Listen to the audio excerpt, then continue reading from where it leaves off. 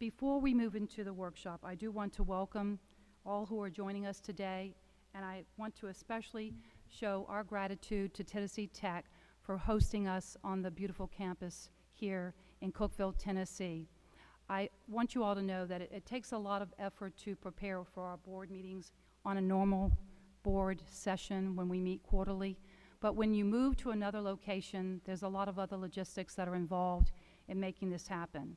That's on the part of our staff and certainly on the part of the hosting organization. So we owe a debt of gratitude to Tennessee Tech for hosting us today. President Oldham will join us, and I will recognize him when we return from a break that we will take somewhere around 2:15. But I do want to take a moment to acknowledge at least two people, and you know when you start to recognize people, you get into trouble. But the two people that Nathan, James, and I work the closest with in preparing to be here at Tennessee Tech are Mr. Lee Ray, who is the Chief of Staff to the President, and Ms. Diane Smith, who is the Executive Assistant to the President. So I do want to show our thanks to them. They've gone way out of their way to make sure that everything is absolutely perfect for us. So thank you so much.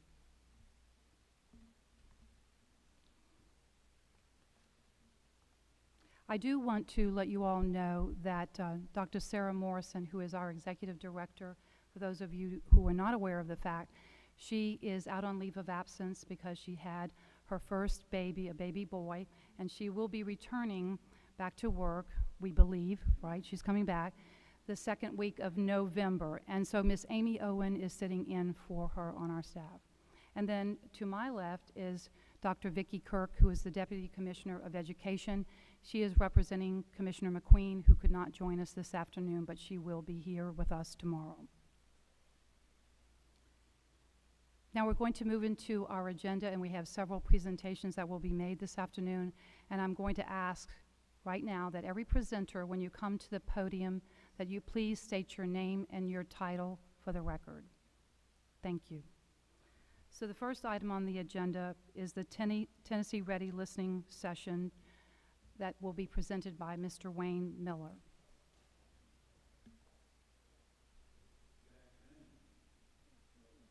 I recognize the button, Nathan. Good afternoon, and thank you guys for giving me the opportunity to come and speak with you. Again, my name is Wayne Miller.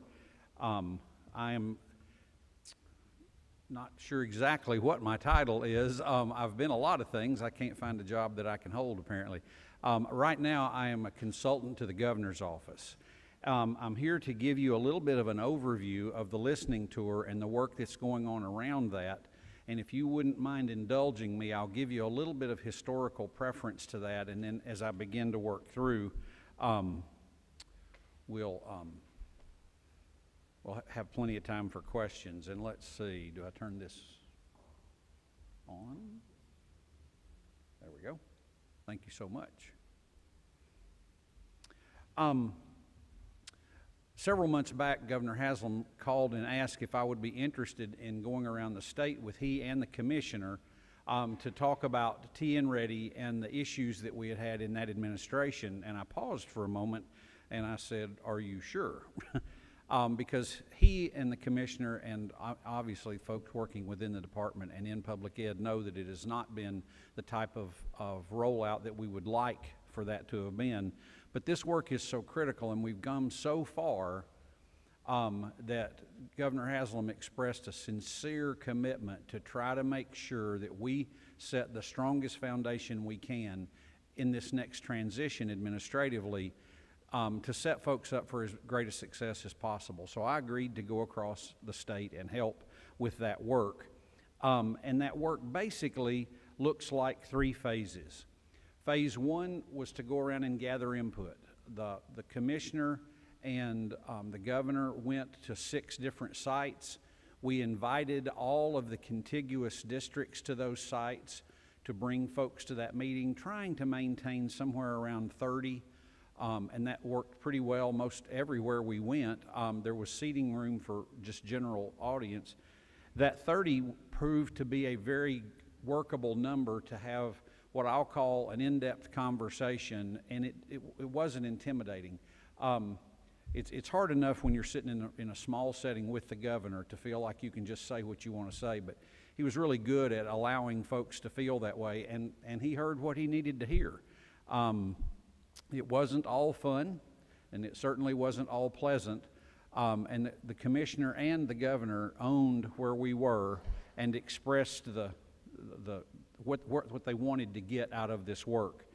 Phase 2 then was to put that information together in a report, which has since been released. I think you guys have seen that, and use that as some of the foundation blocks as the department and other agencies form the next RFP. There are a lot of things that we did the way we had to do them at the first RFP, both through legislative action and just through administrative shifts. This time we've got a lot more time to get it right, and we know a lot more about what we're asking for, and I feel a lot more confident with the input that we've gathered that this RFP will be robust enough and the review time will be considerably more, that we'll get what we're looking for in a partner for assessment. And then phase 3 is the one that I don't know if one will interest the state board more than the others, but this one has the potential to have a huge impact. As the next administration comes in, we're going to find ourselves in a unique situation. One of the things as I went to other groups and talked about that I formed as a theme was, we need to keep in mind for the last 16 years, we've had someone in the governor's office who was really focused on public education and seemed to have a handle on where we were in regards to the rest of the nation and where we needed to be. In conjunction with the department and the state board, there have been policies and procedures that have changed to help elevate what we provide to students and the resources we give to districts. So we're in a much, much different place than we were back when we got an F for truth in advertising. But we're not where we need to be, and I don't think any of those governing parties would agree that we are. But with the massive shift that's going to happen, you'll have a new commissioner, you'll have a new governor, and about 30% of the legislature, which will include a large part of the education committees. Without some type of a transition tool or transition conversations, there's a potential void there that could cause us to take a hiccup or a step backwards. And that's one of the things that we heard from teachers across the state in the roundtable discussions and other places that I went. Nobody wants to start over. You know, the foundational work that we've done to this point was setting our own standards, reviewing the questions. We've spent thousands and thousands of teacher hours in the summers looking at those items, and that's nothing that we have an appetite for discarding and starting fresh. So those are the 3 phases. Right now we're kind of in the middle of phase 2, and I think when the commissioner is coming later this afternoon, she'll go into a lot more detail about what the differences in the 2 RFPs are and the opportunities that will be provided for us this time that might not have been in the last one. There are some consistent themes that we heard no matter where we were in the state as we went around speaking to folks. We have a credibility issue. T&Ready is a great concept, but one of the things that came out was, remember, this year's senior has never had the test count on their grades, which was the concept when we rolled this out. Now, that's not by design. It's certainly been reactive to the situation that we find ourselves with, but it has caused a bit of a cultural problem when we're talking about the criticality of having an appropriate assessment. So we're going to have to get over that hump, and that's going to take a few years of appropriate administration for us to get there.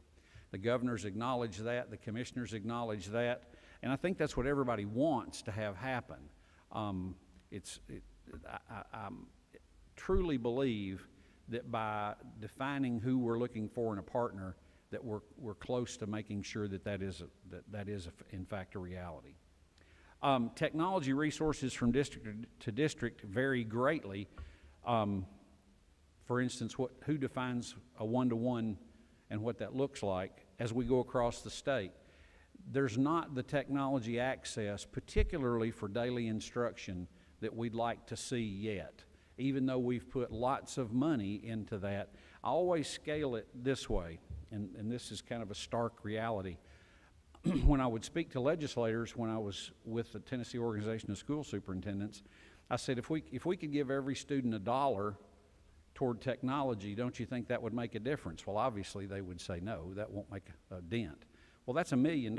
We've got 1 million students roughly. Well, when you get up to $1,000, they start to think, well, that might make a difference. $1,000 a student, you could buy a device for that, a pretty robust device. Well, that's $1 billion ticket.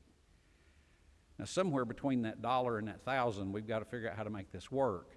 But that's the scale of change and implementation at the state level. And those have been pretty productive conversations. One-to-one looks very different from district to district. Some, they're bringing their own device.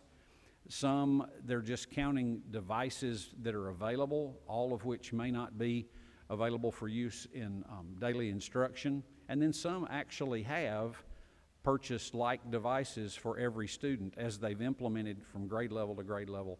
They're far enough along in that implementation that most every student does, in fact, have a similar device. But that will continue to provide challenges.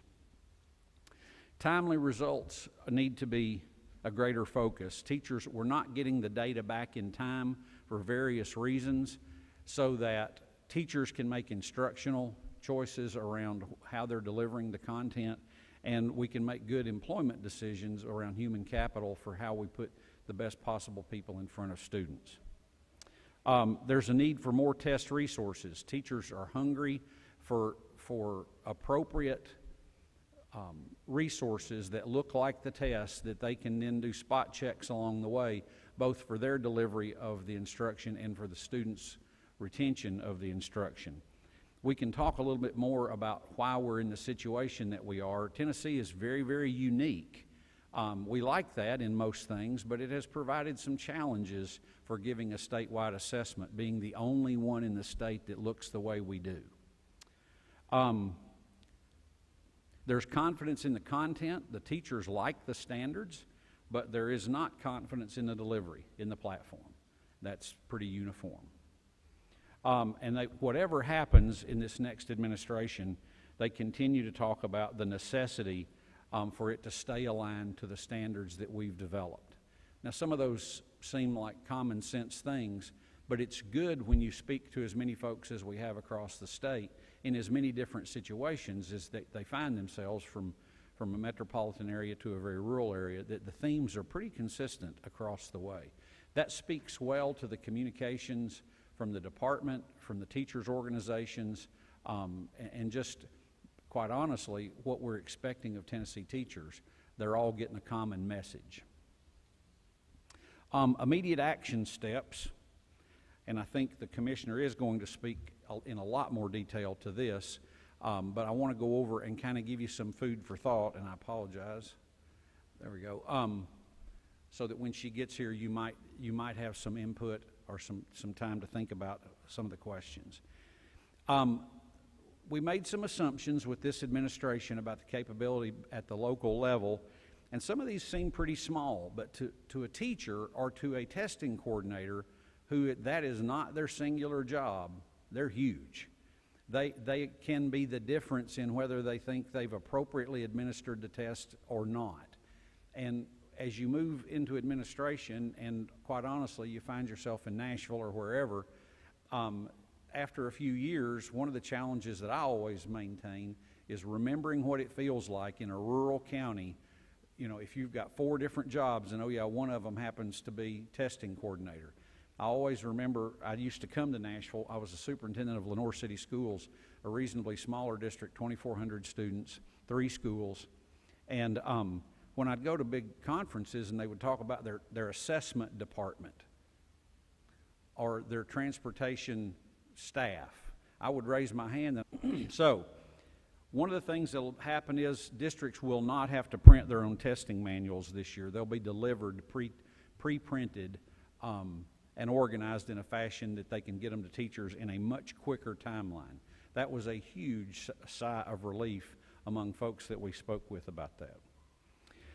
There were quite a few, far too many grammatical errors in the administration manual and in the prompt manual. So those have been rigorously reviewed both by the vendor and by the TN Ready ambassadors.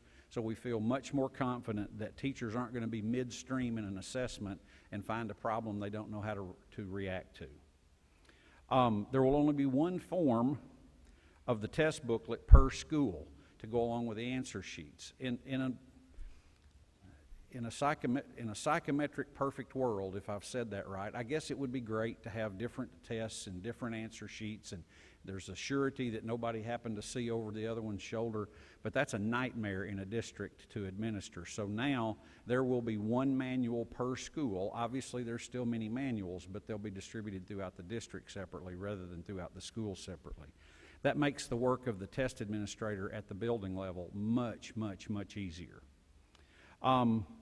It will be delivered in more manageable packages. We heard nightmares of how they got to schools in flimsy boxes and scattered out in stacks where they had to be reorganized. And again, don't minimize things like this, because if you want a cleanly administered test, you don't want stressed out people trying to do it. And these are things that just caused an awful lot of heartburn and stress, both for the teachers and then transmitted straight down to students.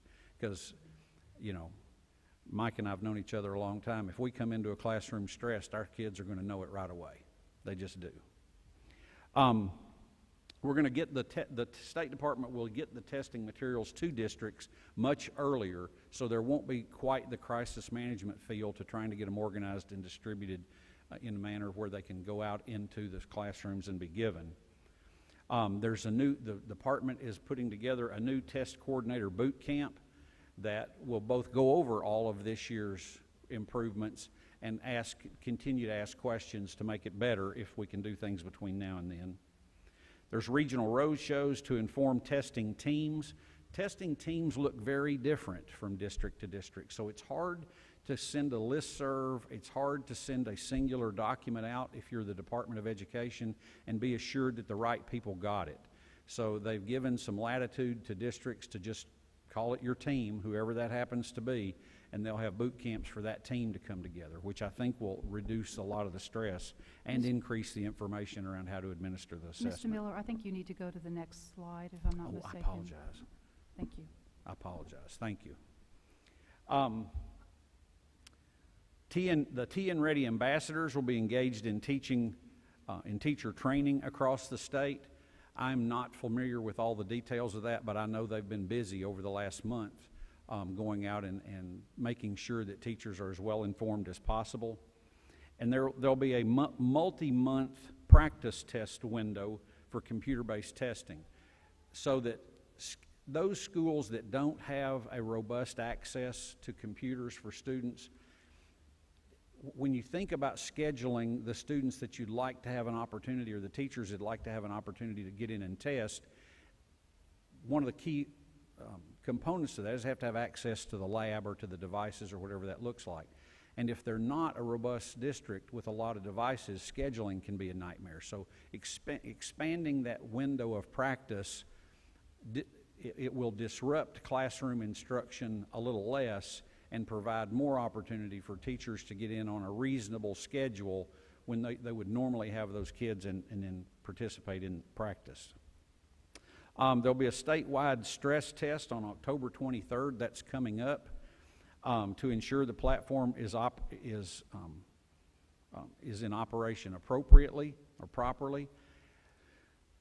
The commissioner will talk to you a lot probably about what happened last year, but the vendor made a shift in the platform that was not authorized by the State Department, and it caused real issues in being able to handle the data that we were feeding it. That has been remedied, and we believe locked down through partners. As the department has gone out and asked for the vendor to then partner with some more robust testing folks that can assure they've got the right information and the right software and hardware in place. After the 23rd, we'll know that in fact is locked down and everything will operate smoothly. I believe I've heard the commissioner say that they're going to test roughly twice the load that they expect on any one day. Vicki, is that right? So they're not going to just stick their toe in the water. They're going to stick it in elbow deep to see if we can break it for sure. And then TDOE has actually added a help desk for the purpose of TN Ready. In the past, we had had to rely on testing coordinators calling the vendor, and in some cases taking as much as 2 days to get an answer. Now, they don't need 2 days, they need 2 minutes. They need an answer in 2 minutes, and that's too long.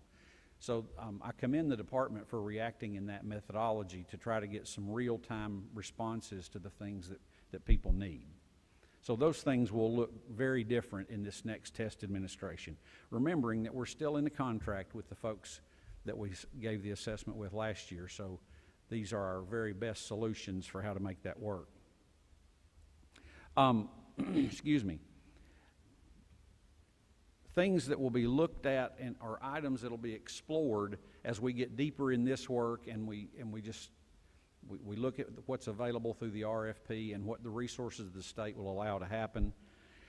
Testing delivery methods for different grade bands.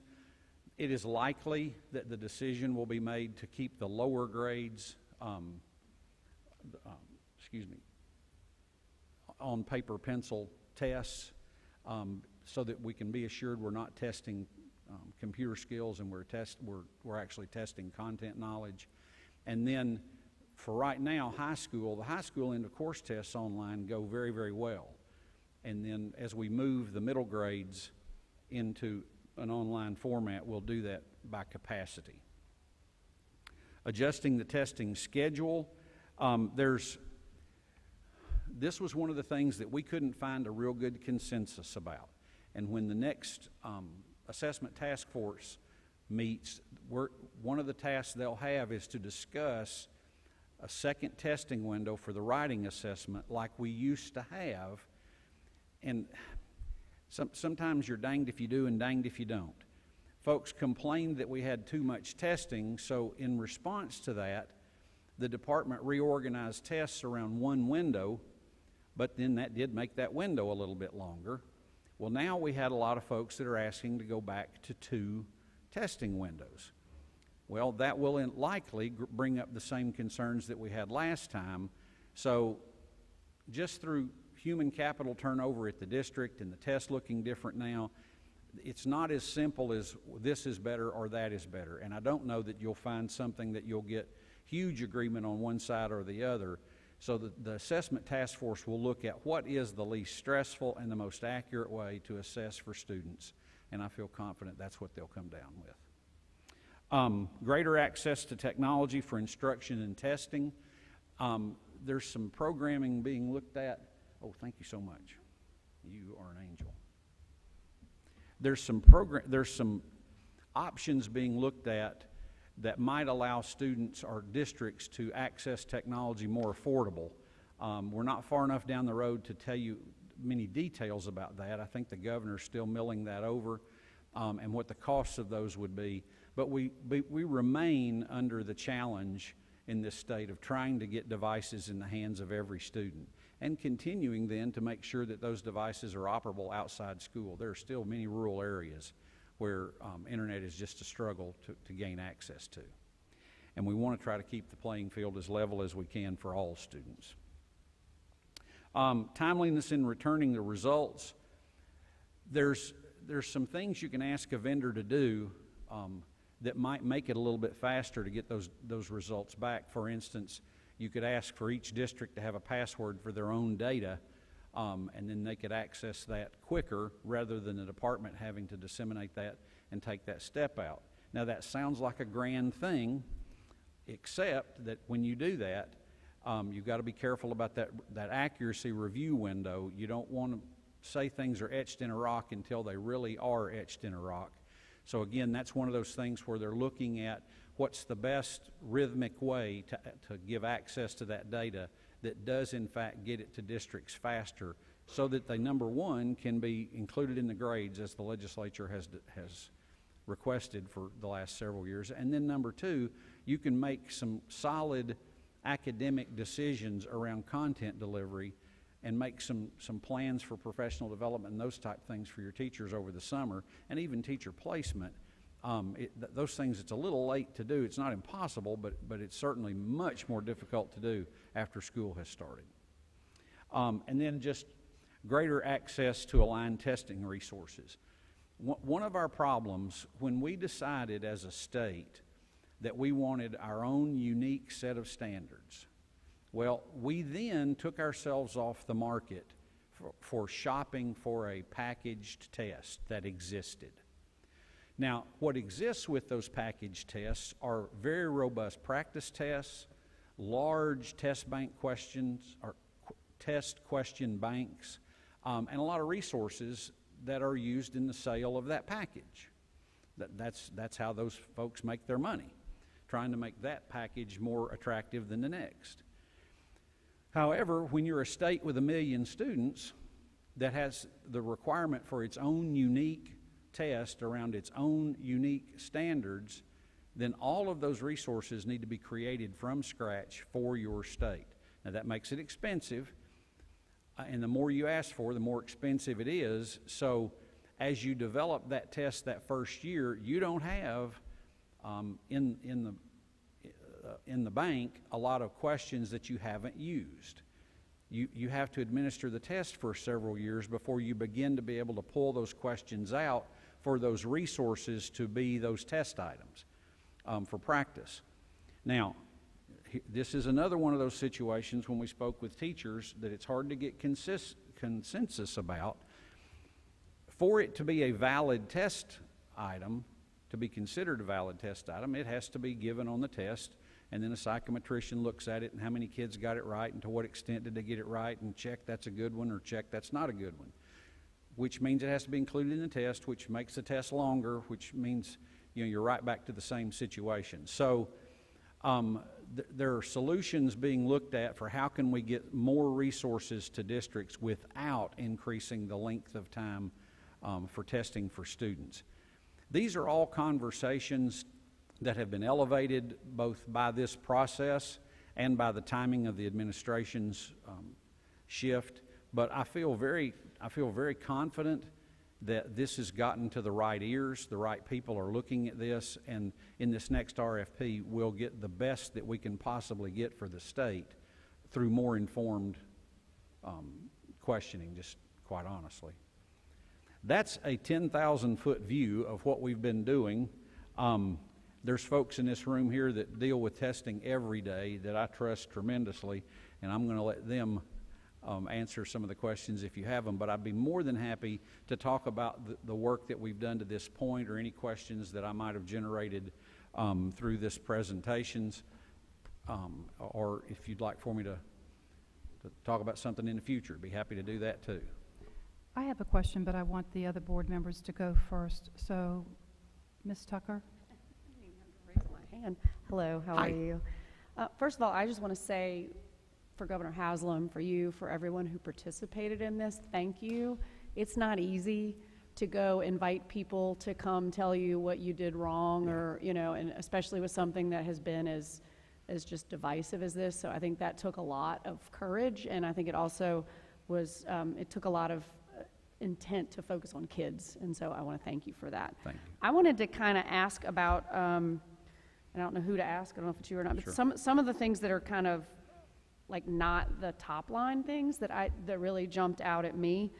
The score reports in languages that the parents speak. Right. I mean, I'm actually kind of surprised we don't have that already. If we really want parent involvement in kids' education and parents to be partners, we've got to do that. So I would Sure. love to hear if the department has a plan on that to be able to get, and I know it depends on what the scoring looks like because we're getting a new vendor. Sure. But, if I can Google how to say something in any language, then we ought to be able to figure that out for parents. Absolutely. And I think one of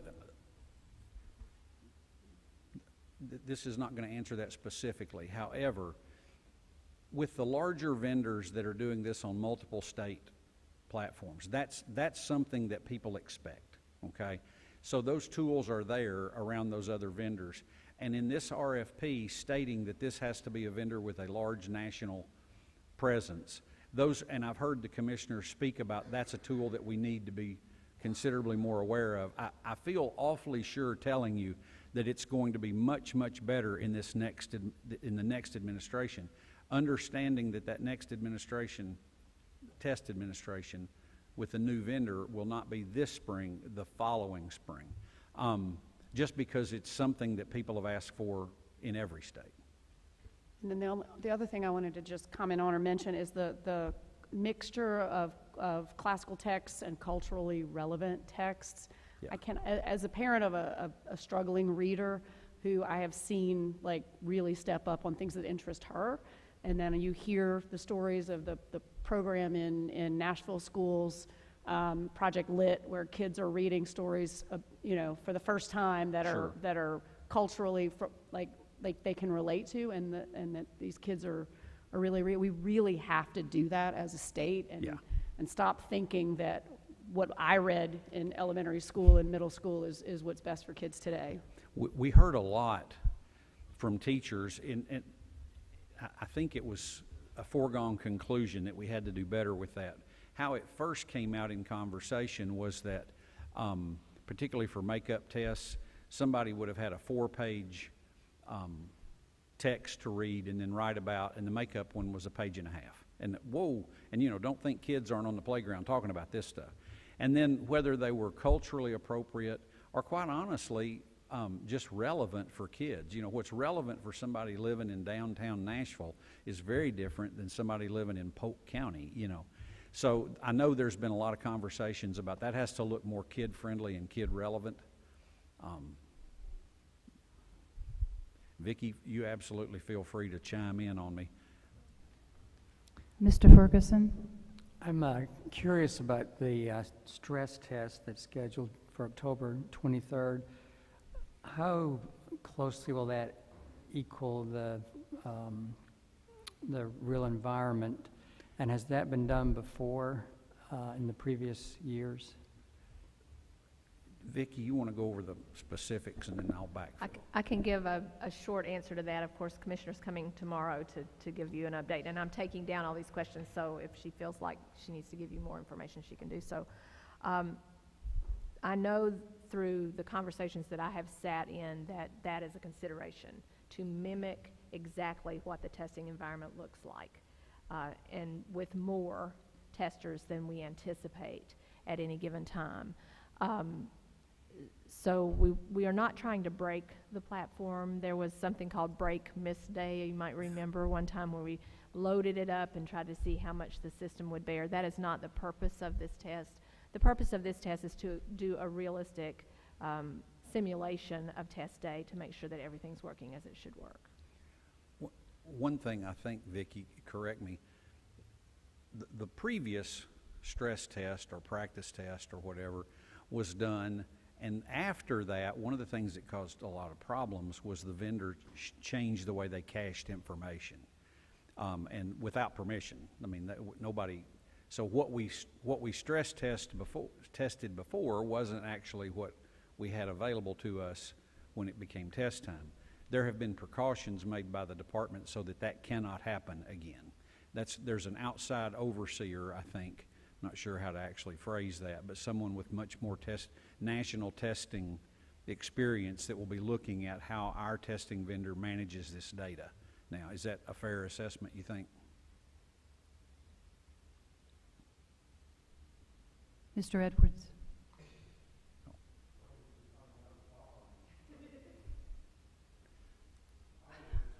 You were pointing to him, Mr. Eby. You said that you're going to have online testing for the high school, but go back to the paper, pencil and paper for the elementary or the lower grades. The lower grades. How did you come to that decision? I know that some schools felt like that they've moved on to the online testing, and now to turn around and go back Right. is going to be an issue. Did you consider giving them the option, or what did you? How'd you come up with There's it? been a lot of discussion about the option, and that was actually the department that had made those decisions. The writing passages were a big part of those early 2 grade levels, staying paper and pencil. It more closely mimicked their daily activities in the classroom. Now, in regards to transitioning the others, I almost would default to the commissioner, because those decisions have been made on the assessment task force recommendation and on internal information the department has around capacity at districts and those type things.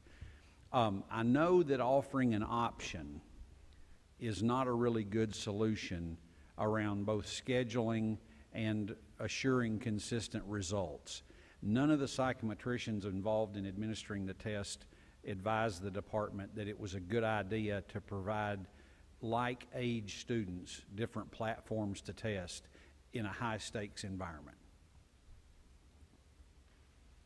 Thank you. And also let me say, excellent that you did go around the state, and thanks to the governor for doing this. I think it's very Oh, important. thank you.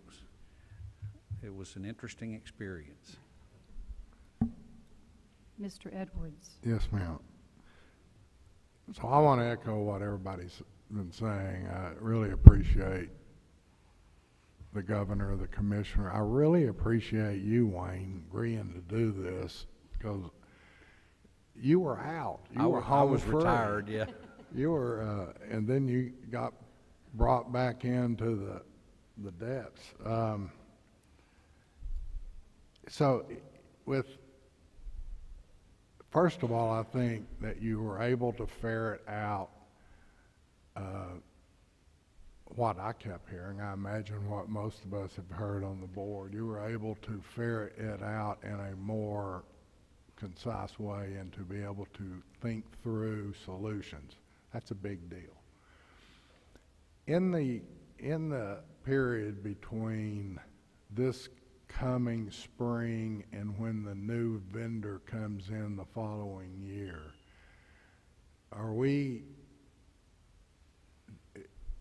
do we have a higher sense of concern going into the spring?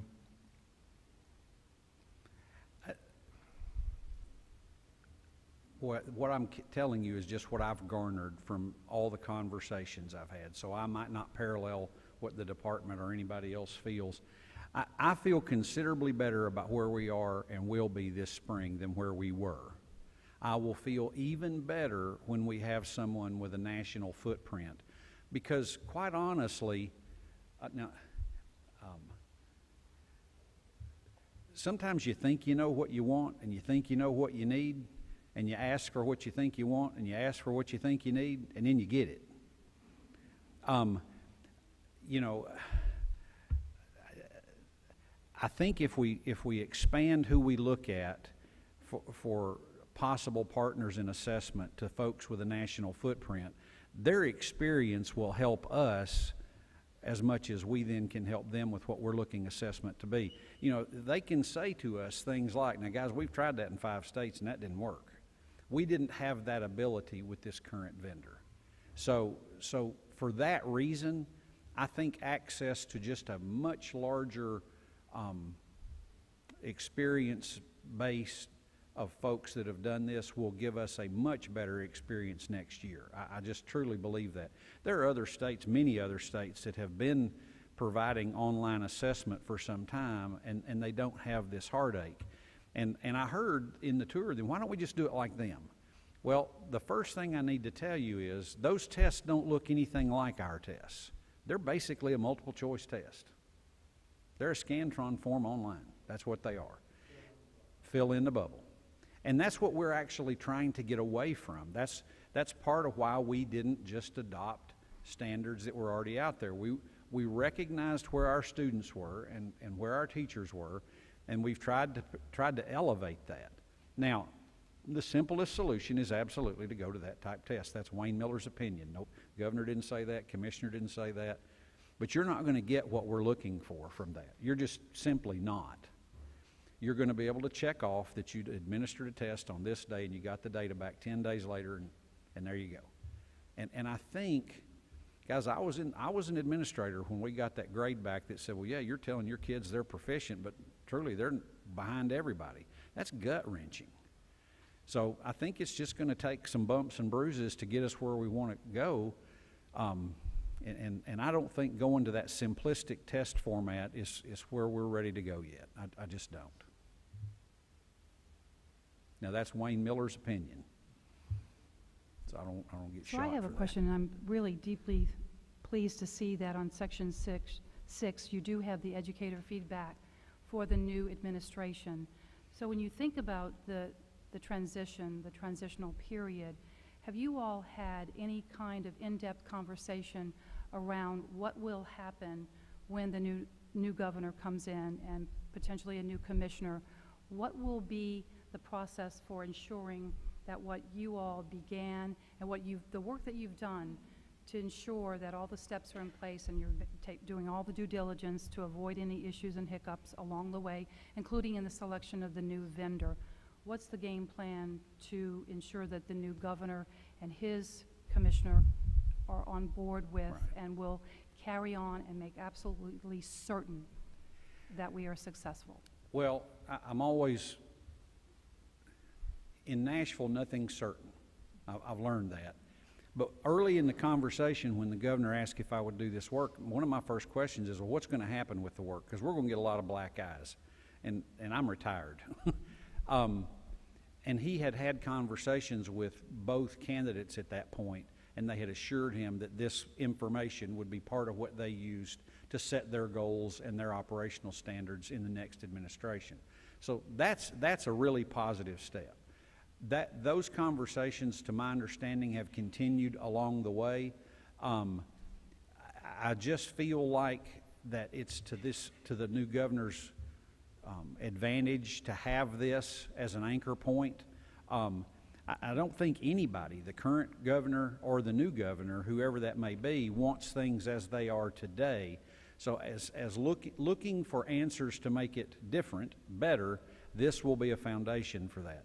Now, I'll be real honest, having worked for a long time in Nashville in the legislature, you all are going to find yourselves in the same positions, perhaps, as districts in the department, in that with a whole new legislative body, if momentum picks up around an idea that's not parallel to this report or to our standards or to our expectations, then, you know, that's problematic.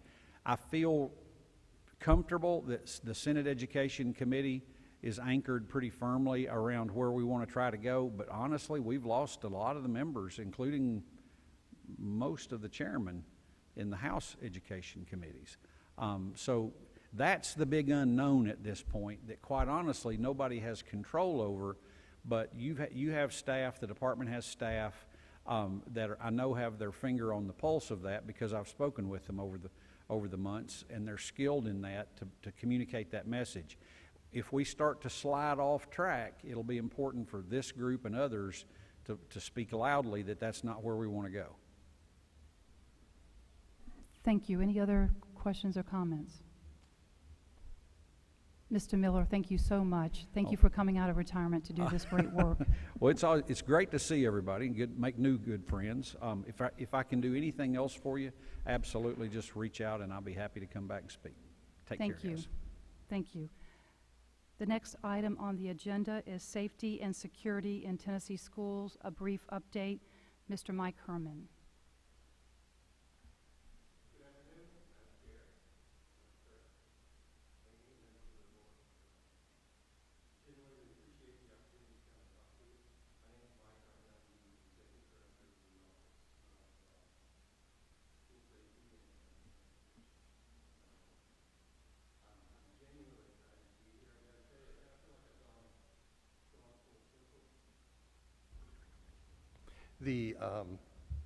I've been doing this work for a long time, but I don't come in front of the board very often. But when I first started, one of the first things that I did with the department was work with the state board on a school safety policy, which was in 1995.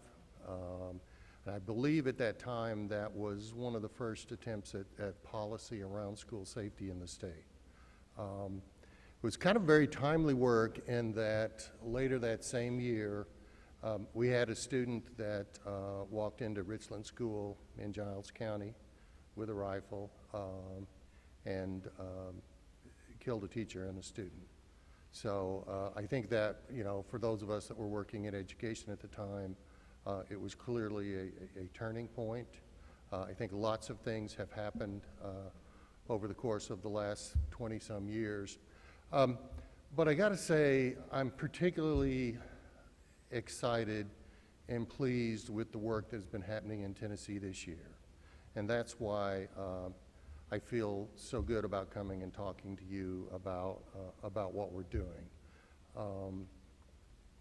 Too often, after tragic events occur either in the state or somewhere across the country. There's a lot of concern, there's a lot of talk, but unfortunately a lot of time the talk really doesn't result in very much action. This year, I feel like the state has really done a very, very good job of actually taking some action. And I think, you know, we should all be pleased and be proud about that.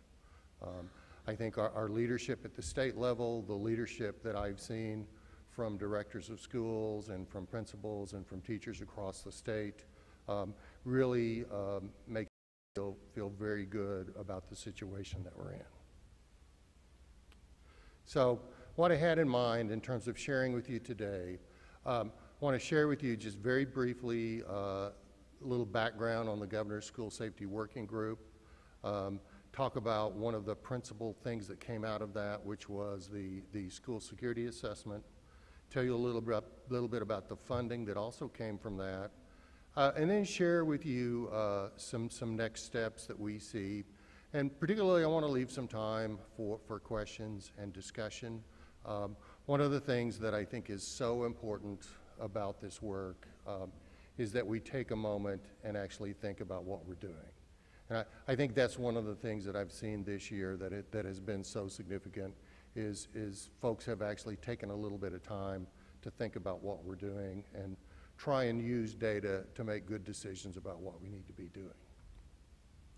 So the Governor's School Safety Working Group, I think, was really the spark plug, if you will, for getting this work started. I think you all know that following the incidents in Kentucky and Florida, Governor Haslam appointed a task force to review what the state was doing around school safety, as well as to provide some recommendations about practical, immediate actions. The thing that I really respect about what the governor did was he really kept the group focused on what are some practical things that we can do quickly to improve the situation in Tennessee schools. You know, we didn't get bogged down in deep, controversial policy issues. It was really very straightforward kind of work around what's been done, what's still left to be done, what are the things that we can do immediately to make things better for schools. And I think that focus really made a tremendous difference. The task force was composed of legislators, educators, law enforcement officers, mental health professionals, principals, teachers, directors of schools. Really, I think a good blend of diverse folks. The task force made recommendations in the following areas: facility security and planning, school safety personnel. As you might suspect, a lot of talk, a lot of discussion about school resource officers, but not just school resource officers, also being able to get other law enforcement personnel available. A lot of talk about, you know, training and drills, a tremendous amount of focus on student supports, access to mental health services, those sorts of issues, as well as the appropriate use of technology.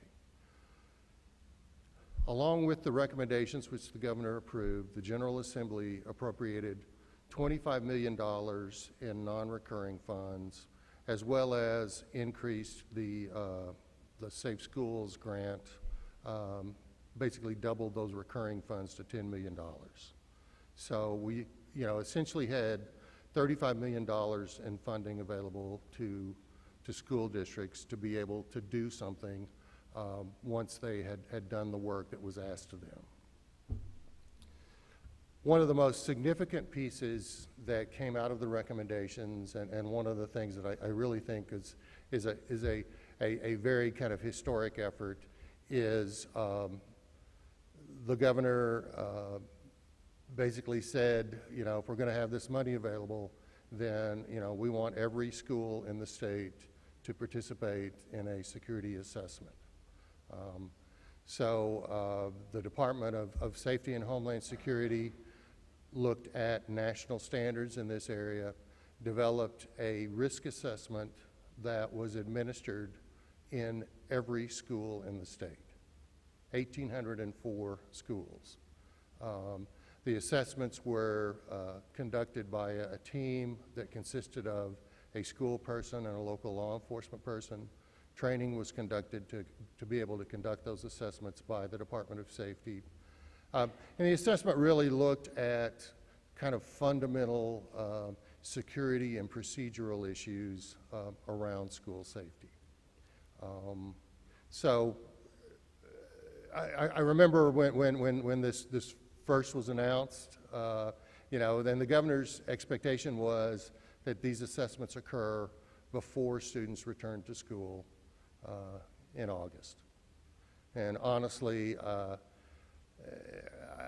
had to take a very deep breath, because getting every school, I mean every school, to do this assessment felt like a very, very tall order. But, you know, districts, communities stepped up, and all of these things were completed. So I'm very excited, and I think it's something that we could all be very proud of. Part of the reason why I think we were able to get the cooperation is, you know, we were very clear that funding would not be available unless all of your schools participated in this assessment. So, you know, in order, every district was eligible to receive funds. The funding was allocated based on the district's relative share of BEP. Again, it's $25 million in non-recurring funding, $10 million in recurring funding. The thing that I think was most significant about the funding is that it was coupled with this security assessment. Because what happened was, it really pushed communities to come together and begin to have dialogue around some of these issues. You know, we were already bringing law enforcement and schools together to do the security assessment. But, you know, it's one thing to identify a problem, it's another thing altogether to not only identify a problem, but also be able to give people a little bit of money to do something about it. So I think the two things together really worked very, very well in terms of moving the entire state toward a much more thoughtful and intentional kind of focus on safety. Now, part of the requirement, again, in terms of how districts use the funds, is they had to be used to address the results of their assessments. So, you know, we at the department received a copy of the assessments and knew sort of what was on there. But funds could be used for things like one-time expenditures like door locks, shatterproof glass, surveillance equipment, additional personnel, school resource officers, counselors, social workers, technology-related things like visitor screening software and emergency communications, as well as any other needs that might have been identified by the assessment. So we really gave districts lots of freedom in terms of how they decided to use the funds, but the funding had to be used for the needs that were identified through the assessment.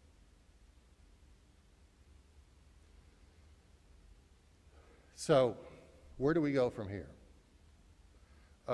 One of the things that I think is going to be really important, we received a tremendous amount of data through this process. We received a copy of every school's security assessment. We also required that every school submit to the department a copy of their emergency operations plan, as well as a copy of their drill log for last year. Now, the emergency operations plans, basically their school safety plans, this is a fundamental piece in terms of how schools respond to a given event. So we felt like it was really important to take a look at those. The drill logs, I think, really give us a good picture of preparedness and you know, are schools taking the steps that they need to be taking to be sure that all of their teachers and students are prepared.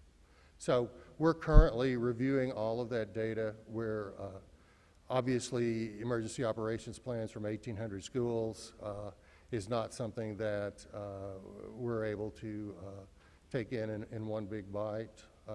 What we're doing is looking at a random sample of those plans and identifying sort of where we're at from that. But in addition to the assessment, we just recently finalized a contract to conduct threat assessment training for schools. One of the issues that is identified again and again is the need for a team to be available at the district level to, when concerns about students are identified, to be able to make decisions about whether or not it's a serious threat or it's a student saying something stupid. So the threat assessment training is something that we're going to be prepared to roll out around the beginning of the year. Another thing that I'm very, very excited about that was kind of really unexpected, we just learned a couple of weeks ago that we were awarded a 5-year grant from the U.S. Department of Education that's really focused on the development of high-quality EOPs. So that's going to be a very, very timely resource for us in terms of being able to address the needs that are identified through this assessment process. And then, the Department of Safety and Homeland Security is currently in the process of procuring a reporting app that's going to be available to students and to others in the community so that we really sort of close this communications loop in terms of identifying students that we might need to be paying some extra attention to. So those are all pieces that are coming down.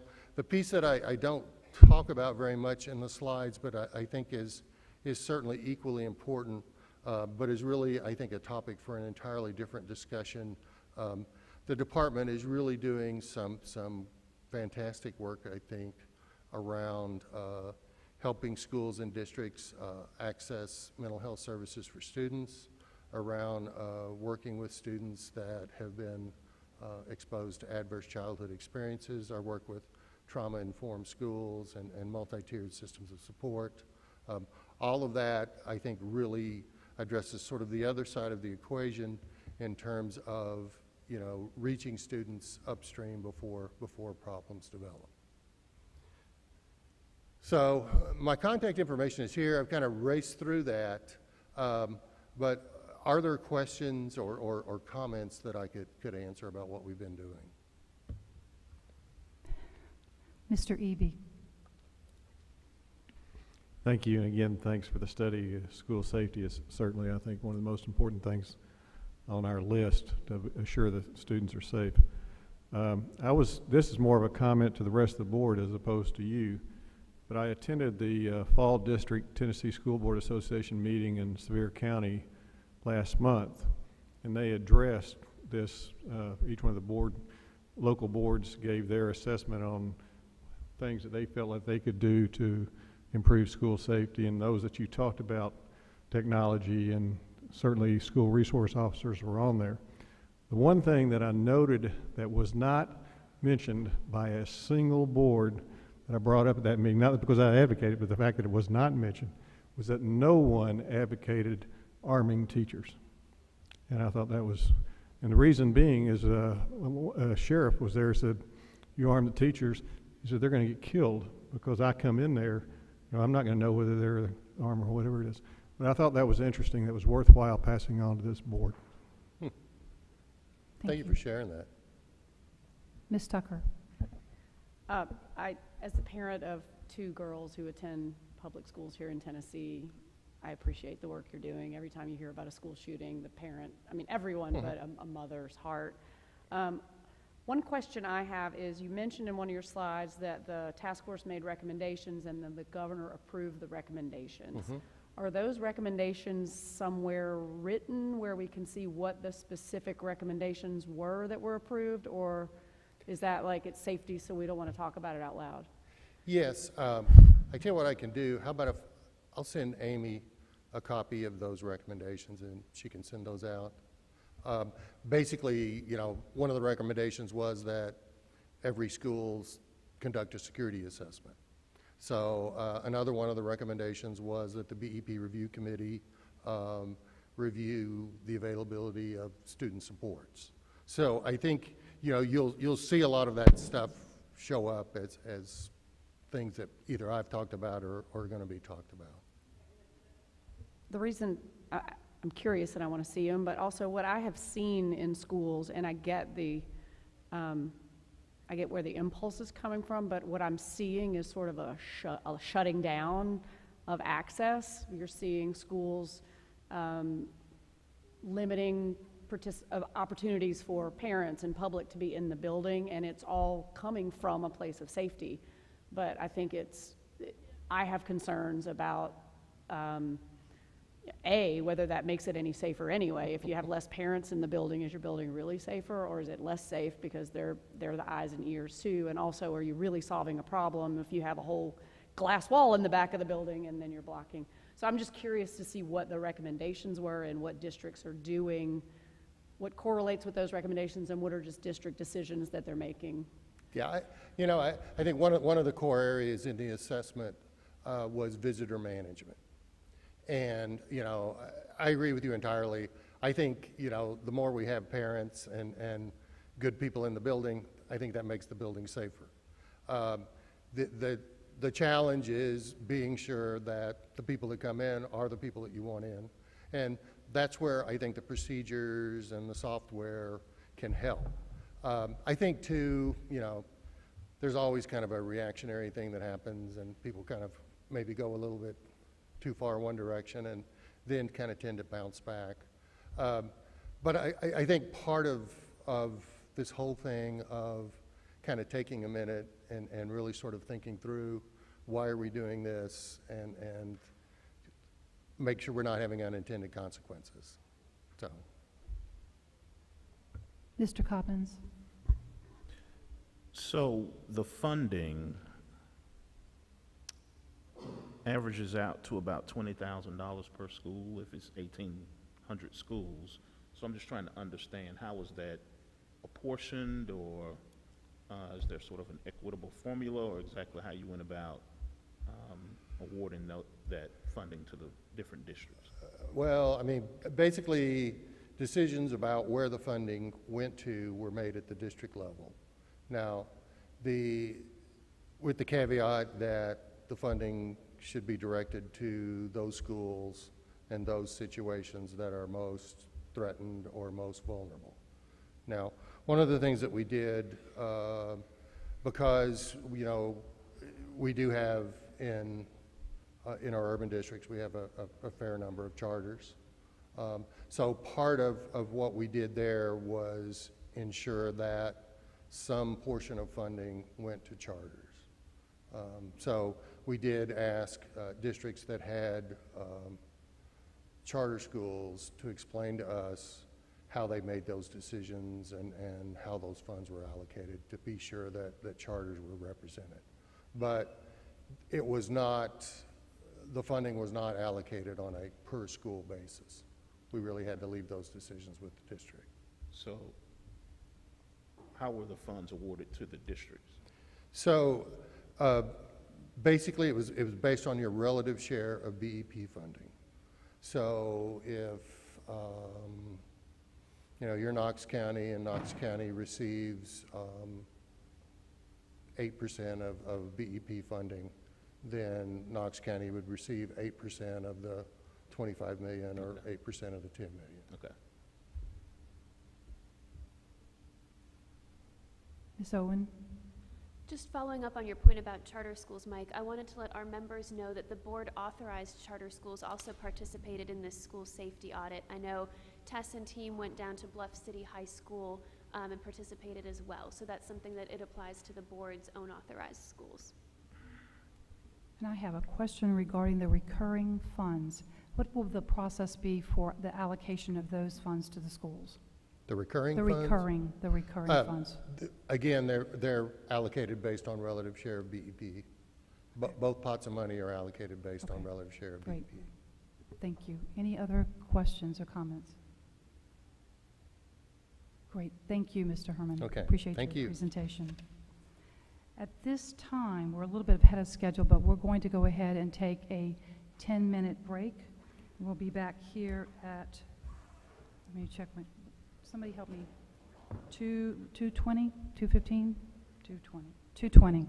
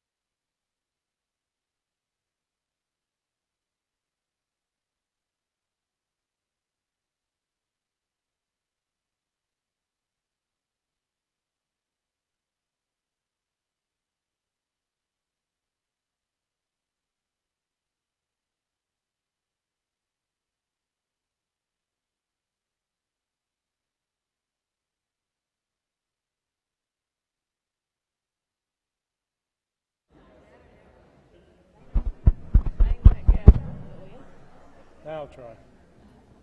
Okay, it's time to reconvene.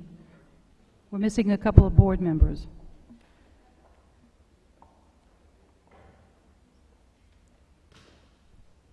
It is my pleasure to introduce the president of Tennessee Tech University, Dr. Phil Oldham. Dr. Oldham, this morning we were praising your university for the hospitality that has been extended to us, and you have an excellent team that has really rolled out the red carpet. And with your leadership, we know that we didn't expect anything other than just phenomenal results, and thank you so much for allowing us to be here.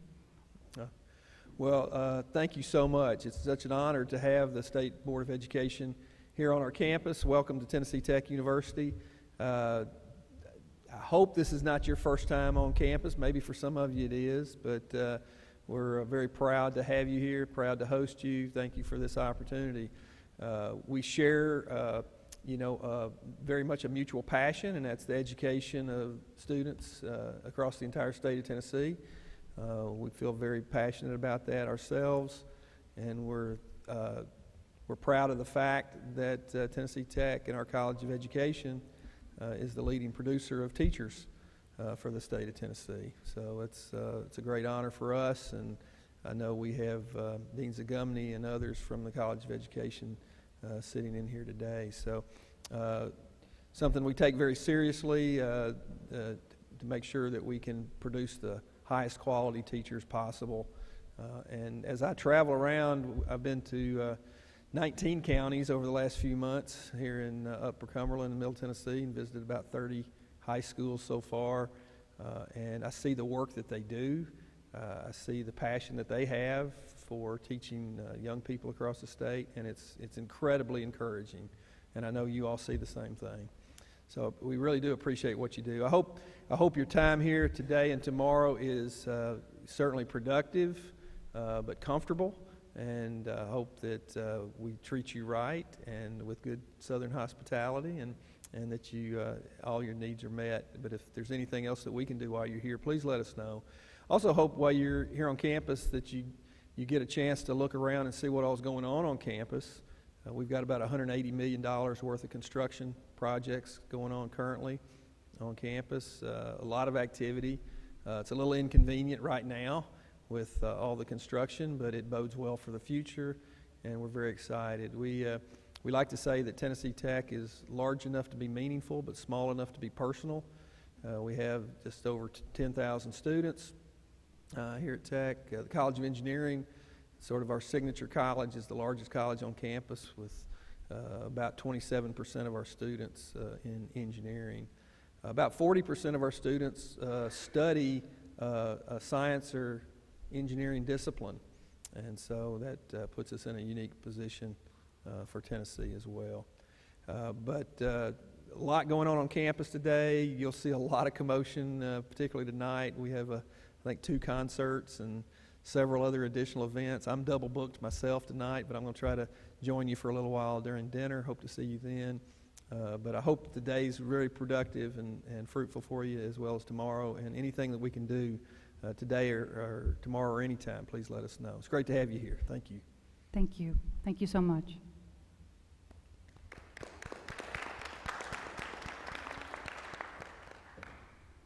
Our next agenda item is implementing Tennessee academic standards. Ms. Robbie Mitchell. Good afternoon, Madam Chairman and board members, Ms. Owen and Dr. Kirk, my colleagues from the department, and our audience. I'm delighted to be here. I want to make sure, first thing I need to tell you is I do have my phone with me, but I'm using it to make sure I'm stay on time, I'm not checking text messages. So I wanted you to know about that. Also, I need to check and make sure I think I'm pretty clear here on how our technology is going to work. When Amy came to me a few months ago asking me to come and talk to you about how academic standards what happens to them after you adopt them, I was delighted. I was thrilled to be able to come and talk to you about that process, because it is a body of work, and for the team that I'm fortunate to work with at the Department of Education, It is one of our major work streams. So I am happy that you're curious about it, and we're going to spend a few slides, just about 6 slides, talking about the data related to that process, and then take a look at how it actually works. As Ms. Hartgrove mentioned, my name is Robbie Mitchell. My team at the department is Academic Strategy and Operations. I'm in my 4th year at the department, came here from a small school district in East Tennessee, and have just thoroughly enjoyed my work with the state. So, first of all, let's do a quick overview here. We're going, as I mentioned, we're going to look at some survey data, just about 6 slides there. Then we're going to take a quick look at the timeline of what happens between the time you adopt standards, what happens in getting teachers prepared, and then implementing those standards in the classroom. We'll use the training that was delivered this past summer on science standards as an example for you to understand that timeline. And then we'll talk briefly about what the next steps are. As we get ready to look at these data slides, I need to make sure that you know one thing. These were prepared by Dr. Laura Booker. Laura is a colleague, a valuable colleague at our department. She runs and is our go-to person when it comes to data and accountability data. She knows all about data. And what I need, she was not able to be here today, but she did prepare these slides for us. And she also prepared me to talk to you about them. I want to make sure that you know that I am not a data scientist. But what I can do is talk to you about them the way I talk to myself about them in my head, the way I explain them to myself. And so that's how we're going to look at them today. This first slide just makes reference, it sets context for the rest of the slides. You know that at the department that we do a lot of surveys, but we do 2 major large surveys every year. And those are what we call the district survey and the Tennessee Educator Survey. The district survey is responded to by directors of schools and their designees. So it's kind of an administrator leadership kind of a survey. The Tennessee Educator Survey is a survey that is given that every teacher in our state, every principal, every guidance counselor, every person in our state that is involved in schools has the opportunity to respond to. This slide indicates for us the response rate for 2018. You can see that it shows, the line in blue there shows you the numbers of administrators that have participated this year. The red line is numbers of percentages of teachers that participated. One of the good things about the 2018 survey is that we got responses from 2,000 more educators than from the year before, which tells us that teachers are interested in their voices being heard. I think that's very important. And the percentage of respondees was 58% overall. That represents about 40,000 educators. Let me take a minute here, too. I meant to say this at the beginning. I've got a couple of built-in spots where I'll stop and give you a moment to ask questions. But if you have questions as we go, please feel free to interrupt me. My style is not a formal one, so I'm happy for us to have questions as we go. This first slide tells us about what educators say about the standards themselves. The first item there, the 88% item, is the response where teachers said, educators, now you know our lingo, sometimes we say teachers, sometimes we say educators. In this context, when I say educators, I mean that to include everyone who replied to this survey. So that would be teachers, principals, counselors, whoever replied. So our respondents said that they understood, 88% of them said that they understand what the grade level standards expect of them as a teacher. That's really phenomenal to have an 88% response rate on that. For folks to say, yeah, I get it, I understand what standards expect from me. This is, Expectations matter, and for them to say they understand the expectations is a very important thing. Secondly, the second item on this particular slide shows that about 65%, about 2/3 of teachers say that they think the standards are appropriate for the learning needs of the students in their classes. So that's a really high number as well, 2/3%. And then about the same amount, about 63%, right around 2/3, say that the materials I have access to are well suited for teaching the standards. So we have majorities there in all those items. This slide shows us, we're going to talk here a little bit about we're going to move into the realm now of professional learning. And the question was, ask teachers to respond to, my professional learning is aligned to the materials that I use in my classroom. We had 79% say, yes, my learning, the learning opportunities I have are aligned to the materials that I use.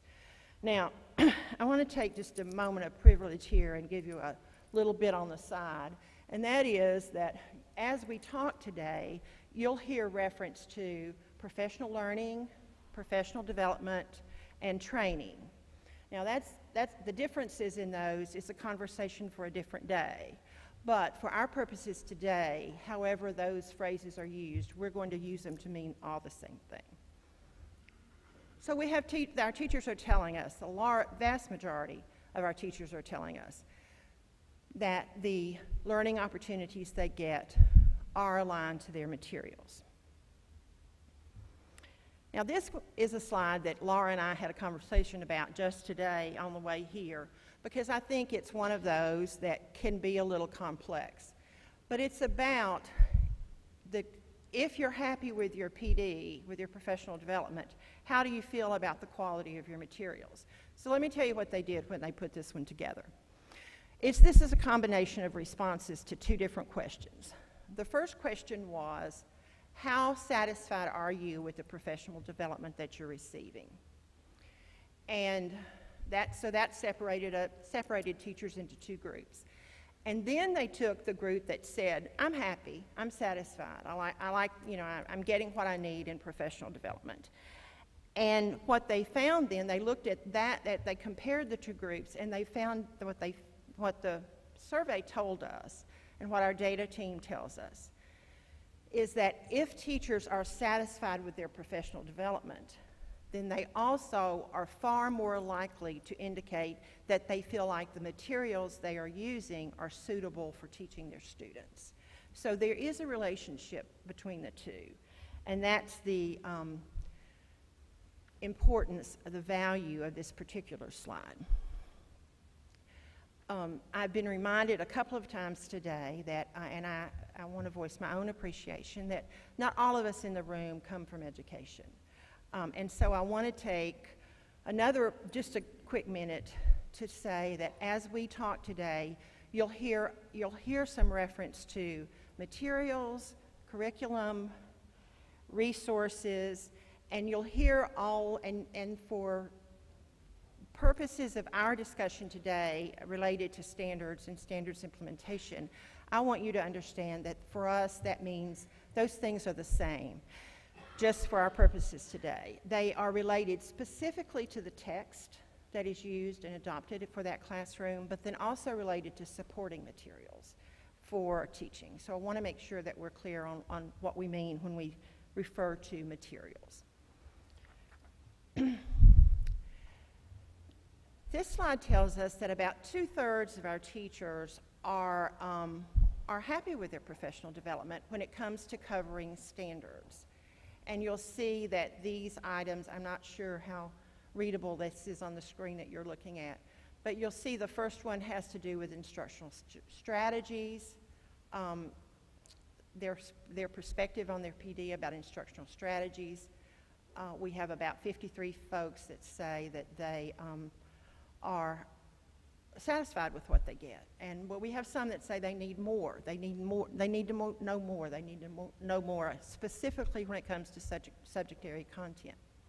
And then using the curriculum provided for them, we have about 2/3 who say that they are satisfied with that. The blue in this case indicates satisfied, and the red indicates need more. Covering standards within my instruction, again, 2/3 satisfied, 1/3 saying they'd like to have more or no more.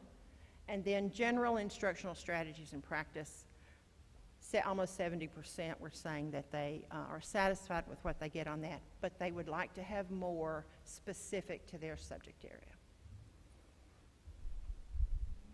Some comments, and I think this is something that, because it relates especially to your review process, some comments on all the surveys that we do as a department. We always offer our respondents an opportunity to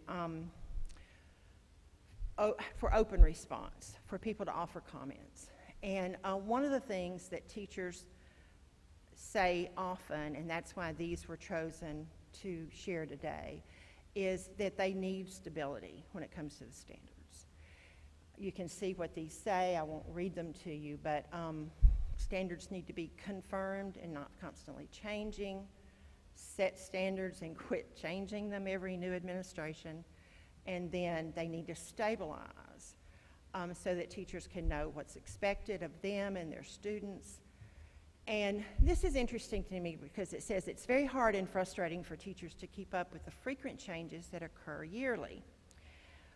What we know about that is, when I read that comment, I say to myself, this is a statement that surely came from an elementary teacher in a self-contained classroom who teaches every subject. Because if you teach middle school math, and that's what you teach all day, every day, then you know that math standards change every 6 years. You know that as well as everybody, that review cycles every 6 years. So you're not getting standards changes every year if you teach middle school math.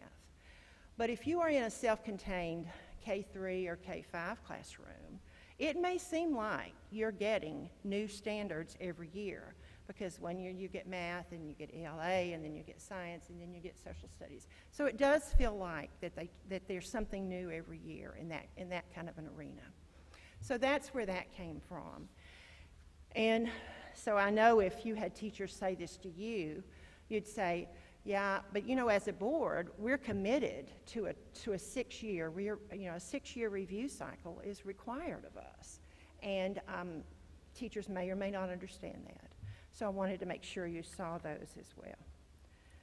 Some additional facts from the survey and related to the survey about materials.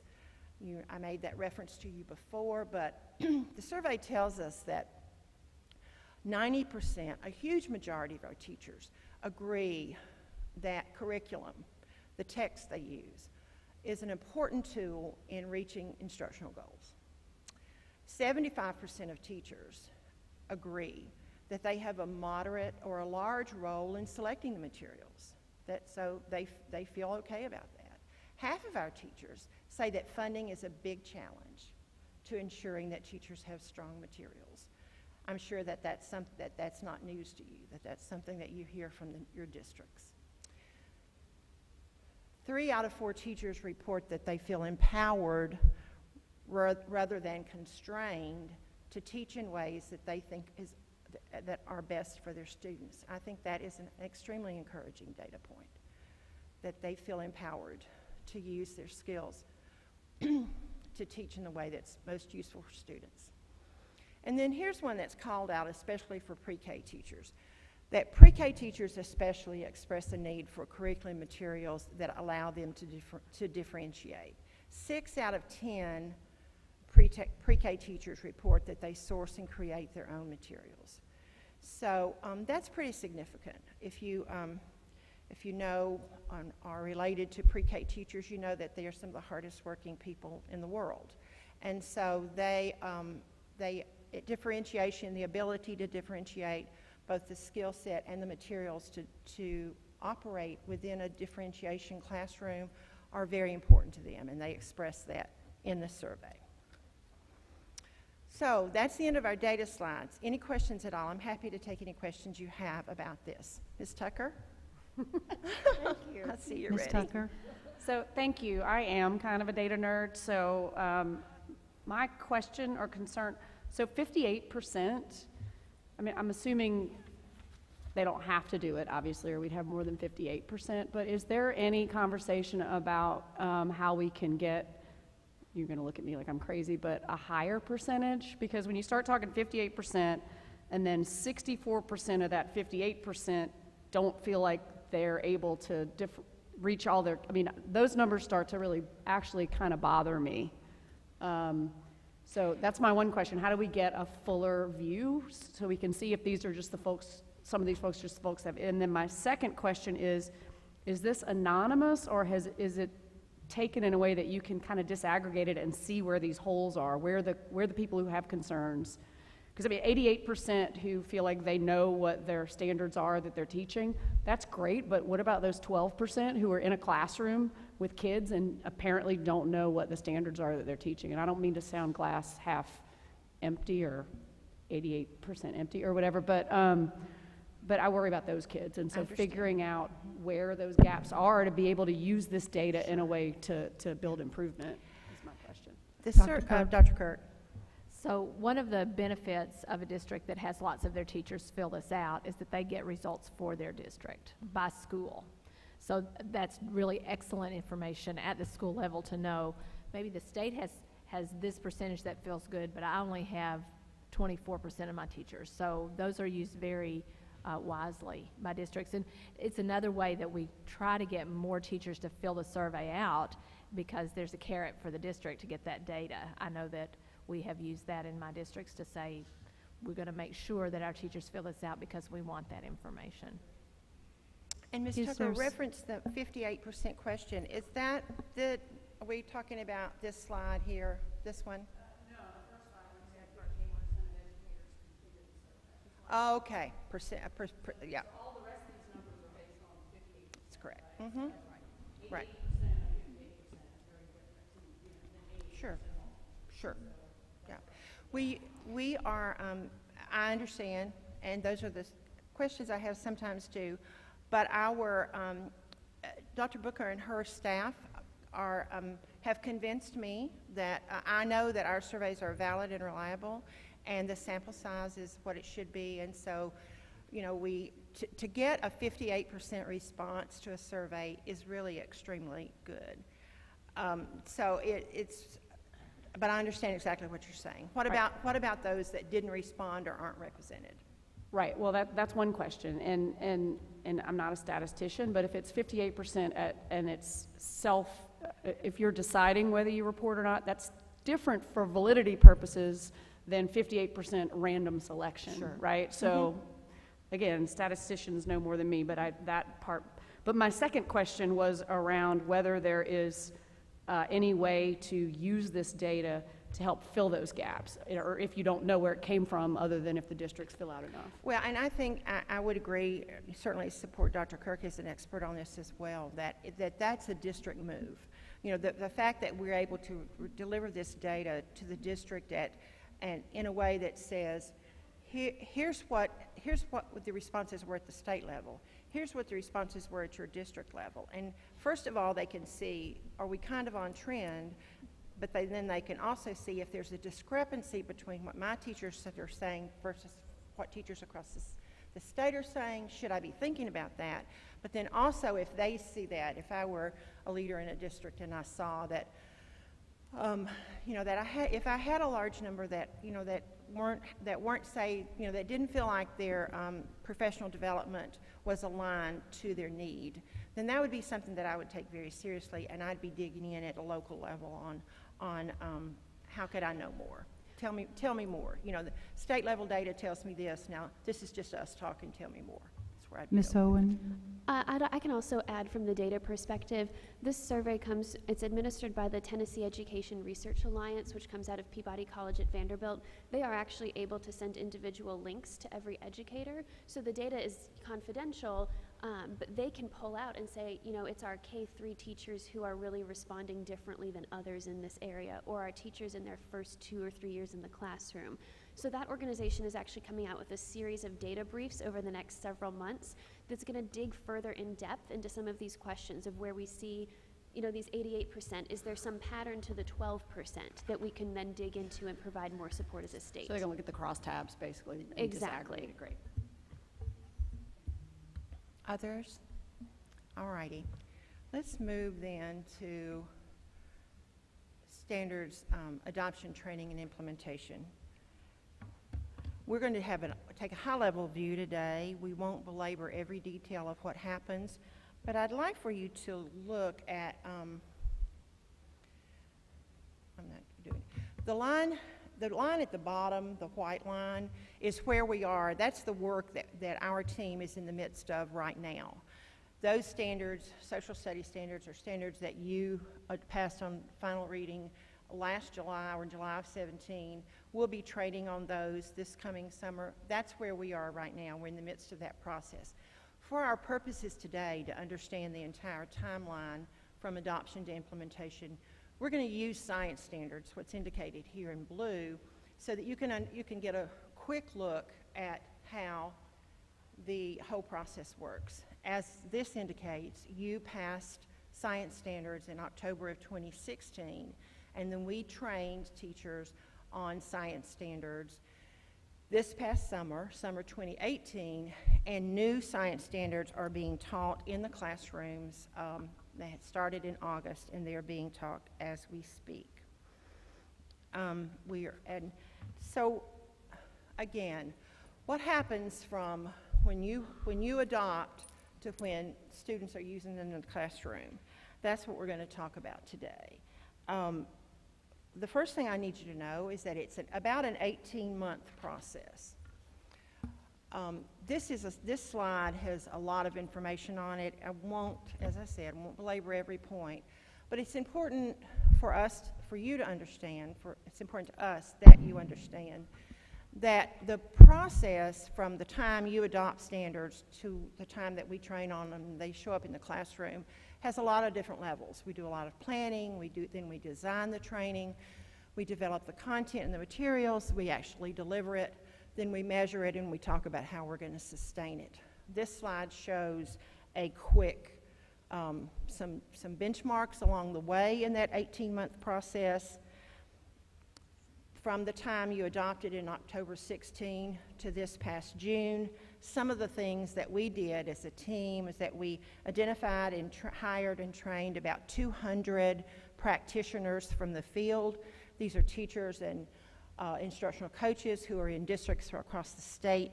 We identified those folks for input. We created a few over 100 different resource documents for teachers to use in their classrooms. Those are available at no cost, of course, online and for download for all teachers. And we trained, in June, we trained about 7,000 teachers face-to-face in 347 different sessions at 11 different sites. So it's a significant body of work. It is an important body of work. We do it at there are 5 different tiers of training, and it's a business process. It truly is. We have a model for it, and it truly is a business process. It's important for us that you also understand that at the same time we were doing this for science, we were doing the same thing for math and for fine arts. So, but this is a good example for you of the timeline itself. So once that all got delivered, then so what happens next? You know, did it matter? Did it make any difference? What do we know about it? So that's where we come into measuring. And this is what we know from our feedback survey. We survey our content experts who help us develop content. We survey our facilitators, who are the practitioners that we train to redeliver the content. And then we survey those 7,000 teachers who actually attend the training. And here's what we found out about science training. We found out that before June, before they attended the training, 92% of the survey respondents said that they had little to no limited understanding of the standards. And after the training, 97% said that they had at least some mastery understanding, and 73% said they had extensive and mastery understanding of the new standards. We think that's a pretty significant turnaround. 90% of the respondents told us that the reference documents and the sample lessons that we provided in the training would be used immediately in their practice. That means they're in use today in districts all across the state. And 58% of our respondents indicated that they felt themselves well prepared and confident to teach the new standards. This one is of particular interest to me. I don't know, science standards changed a lot, particularly the instructional methods related to science standards changed a lot. So I think the key word in this last data point is confident. Teachers knew that they had to do things in a different way. And as a result of that, we're going to be able to we're going to be doing some more science training this coming summer in relation, and we'll talk a little bit more about that in a moment. Question? Yes. Mr. Edwards? So, when I first looked at 58%, I was thinking, well, you know, that's pretty good, but then I started, well, that's 42% that aren't confident. That aren't confident. Yeah, that are not. And that multiplying that by the number of students that they instruct, that's a pretty good chunk of Tennessee students. So I think that would strike me as a number that ought to be 58% needs to get bigger. I would agree. And I think one of the things that's important to understand about that, and I know you understand this as well, is that this training, this face-to-face training that we did this summer is only the first step. What we know about professional learning is that for it to have the impact that it needs, is that the key item for it is follow-up and that it be job embedded and ongoing. And so that's one of the reasons that part of our training model was to train content leaders and district teams to continue to engage with their teachers in their districts at the district level to build capacity for those teachers who didn't start out in August as being the most confident. Mr. Eby? Yes, I'd like to follow up a little bit on what Mike said, because I'm having real trouble understanding the lingo here, and let me follow. 92% of the survey respondents said they had none to limited understanding of the standards, new standards. That doesn't mean that 92% don't understand science. That's correct. It's specifically what is expected to be taught, not that they don't have an understanding of the science, but what it is expected to be taught during that. And then the next one, 73% say they are extensive in mastery understanding of the standards. Again, that's just understanding the standards. And then 58% are well prepared and competent to teach the standards. That doesn't mean that that 42% isn't competent to understand the science. It's how the expectation of what's expected to, how go about teaching it. Is that correct? That's correct, sir. And I think the significance here is on the fact that on new standards, this is not saying that we have 42% of teachers teaching science who are not confident. It has to do that what it's saying to us is science changed. My standards changed. And so I think this is in reference, as you indicate clearly, and I appreciate that explanation, that this is about how confident they are with making the switch from what they taught last year to what they teach this year, or how they taught last year to how they teach this year. Ms. Tucker? So this is a different survey. What was the response rate on the survey? The response rate on our participant survey was right over 60%. Okay. So again, these numbers, and I know you can't control it, but just so we have I mean, if we're gonna have a conversation where we're talking about percentages, I think we just need to understand like what percentages we're talking about. So this is 92% of a little over half of the people who did it had these opinions, right? Okay. All right. I appreciate it. And I think it's the data we have, and it's helpful. I just want to make sure I have it in context. Sure.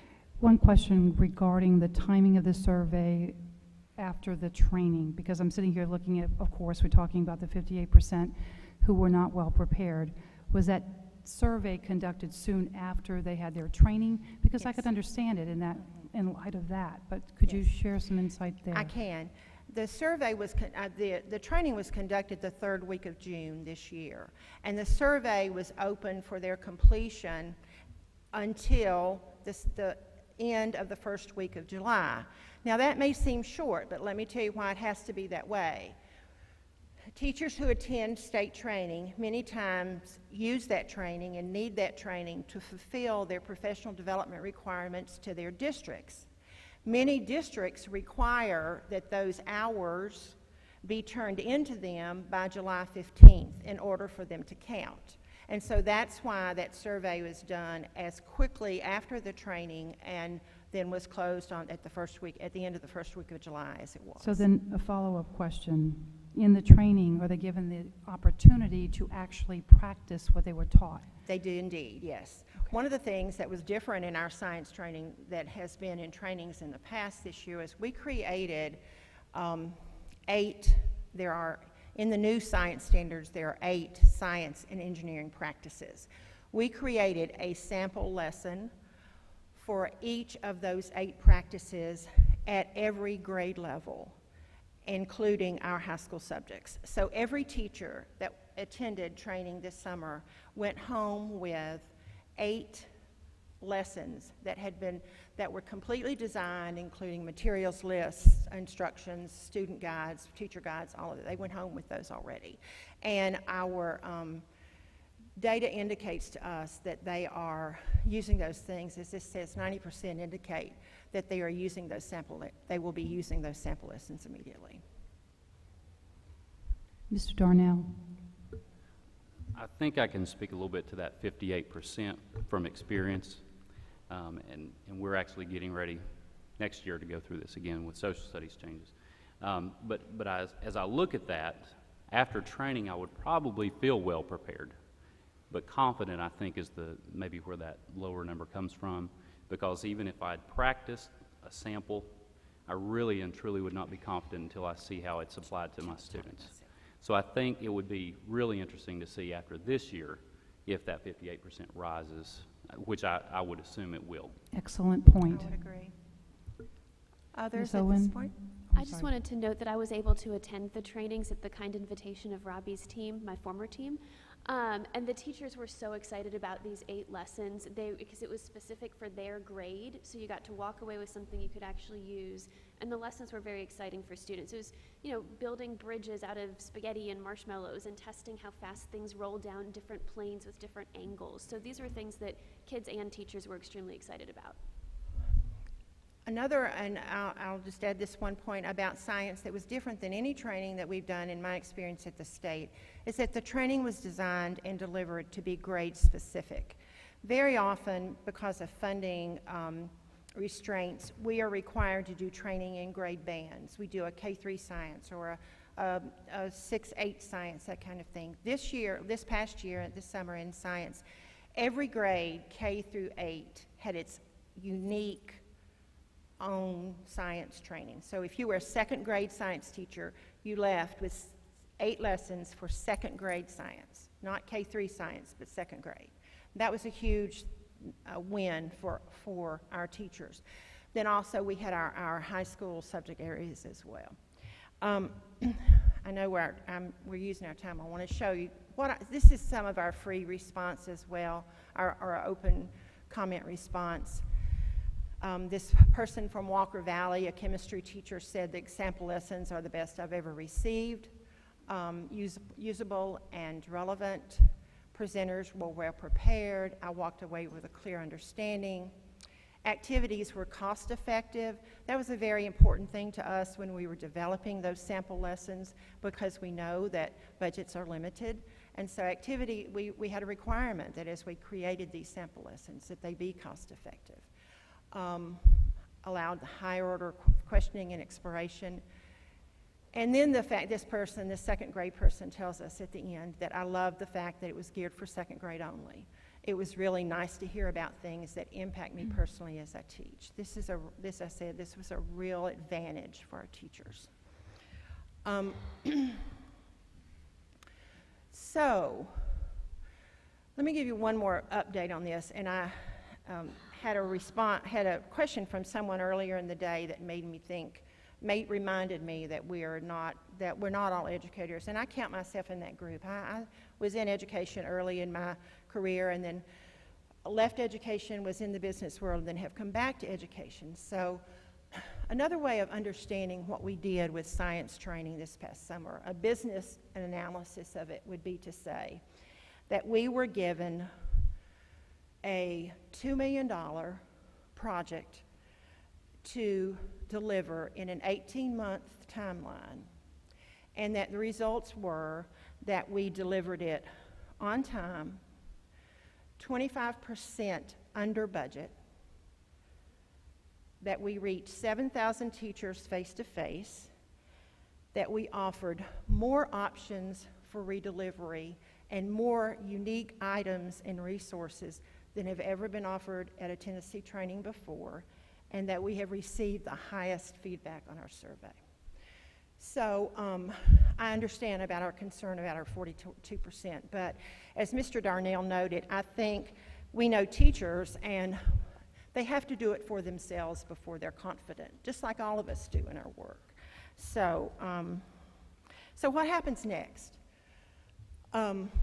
You know, as I said, I think it's really important for us to remember that was just the first step. What we know about professional development, for professional development to be valuable and make a difference, it is not a one and done. You don't do it once and walk away from it. It just simply doesn't help if you do that. So what's happening now when it comes to science is that we are able to do, we're offering because we reserved that 25% savings from our original budget, we're doing a second year of science training. Now this year it will have to be grade banded. We don't have enough money for it to be grade specific, but we are following up. So we're doing a science implementation year 2 training in summer 2019. And we're excited about that. Also our core offices, you're familiar with our core offices, they're working with their science teachers and are engaging and connecting them to us at the department. And then so that's science, and that was done, that part of it was over in June. What are we doing now? We're in the middle of this now, as I mentioned earlier, for science year 2, math year 3, and social studies. Social studies will be our main body of work for training summer 2019, because those are our new standards that we're implementing next fall. So next steps would include, you have heard about resources and heard about the value of resources and our Ready with Resources program. That program is taking 3 key actions. It has to do with those 3 actions are the ensuring that the K-12 literacy instruction is aligned to the shifts required by the standards, to ensure the adoption of instructional materials that support teachers. You know that ELA is next on the list in terms of standards adoption. To ensure that districts choose the best materials that they can, and then ensure that teachers are supported with high quality professional learning to enable them and equip them to provide standards aligned instruction. I've mentioned these things already. We are in the process of creating our training for this summer. We're doing follow-up in many other areas. We also are implementing a learning management system, so we have more things available online for our districts. And we're continuing to develop resources, materials, instructional focused documents, and the like, and those are available for our teachers at no cost and online. So happy to take any other questions you have. I'm thrilled that you're interested in this work. Mr. Edwards. This really doesn't, I'm going to regret this question because there's a lot of turnover in teaching. I'm sorry? I assume there's turnover in any profession, including. Right. I know people know the answer to this, I just don't. How do people who are new coming in to a system familiarize themselves with whatever the standards are? I mean, I don't even know if the EEPs train people in those standards, but how does that happen? Well, the truth of that, Mr. Edwards, is it happens in a lot of different ways. It just about happens, it happens differently. Different districts and different schools within districts do it different ways. I think that we have many districts that are committed to and function with high-level onboarding and orientation processes for their new teachers. We know that the first 3 years of a teacher's career are the most important. So in terms of preparation, and so I've got two answers for that, but I know Amy indicated to me that there were some questions about how do our ed prep programs find out when there are new standards. And what I learned as I asked that question across the department is that our folks on our teachers and leaders team, those that engage with our ed prep programs the most often, they actually engage with them in a couple of different ways. One is that they have a monthly newsletter, and anything that is available or any news about new standards, about what the board's doing, about training, when training registration opens, all those things, that's shared in that newsletter from the Ed Prep Partnership Program at the department.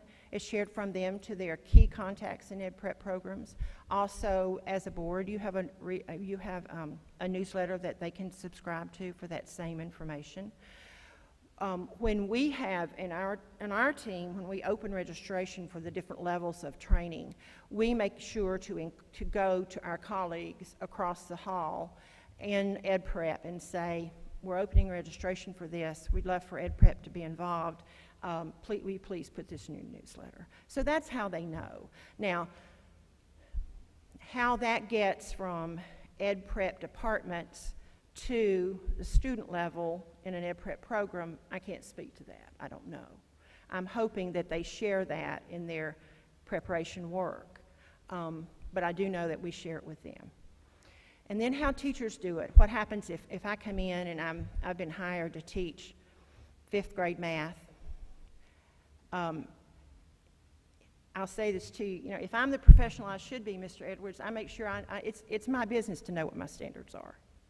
It's my business to know, to go to the state website and look at my standards. And if I don't do that on my own, then it's my instructional coach or my instructional supervisor or my principal's responsibility to say, you know what your standards are, don't you? You know what you're teaching. And so there are lots of layers, I think, of professional responsibility when it comes to knowing standards. Other questions? I know that we probably at some point in time should have our education preparation providers provide us with a presentation to share their side of this. We have some of them in the room who I think are chomping at the bit to share with us at some time in the future. So let's do that. Thank you so much, Ms. Mitchell. This has been incredibly educational. It seems like you've been teaching all your life, and it's been very important for us to understand the process from A to Z, and you did a great job of sharing that with us today. Thank you for your great work. If you have questions after today and want to know more, you have my contact information, and I'd love to talk about this more. Thank you. Thank you. Charter School Appeals is the next agenda item. Ms. Testoval.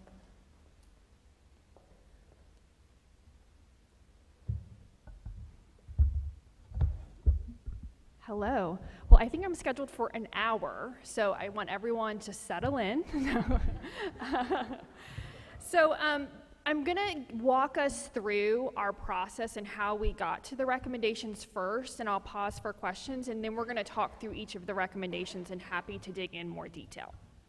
So thank you, Madam Chair and members, for the opportunity to present the recommendations for the 4 New Start Charter School appeals that the board will be voting on tomorrow.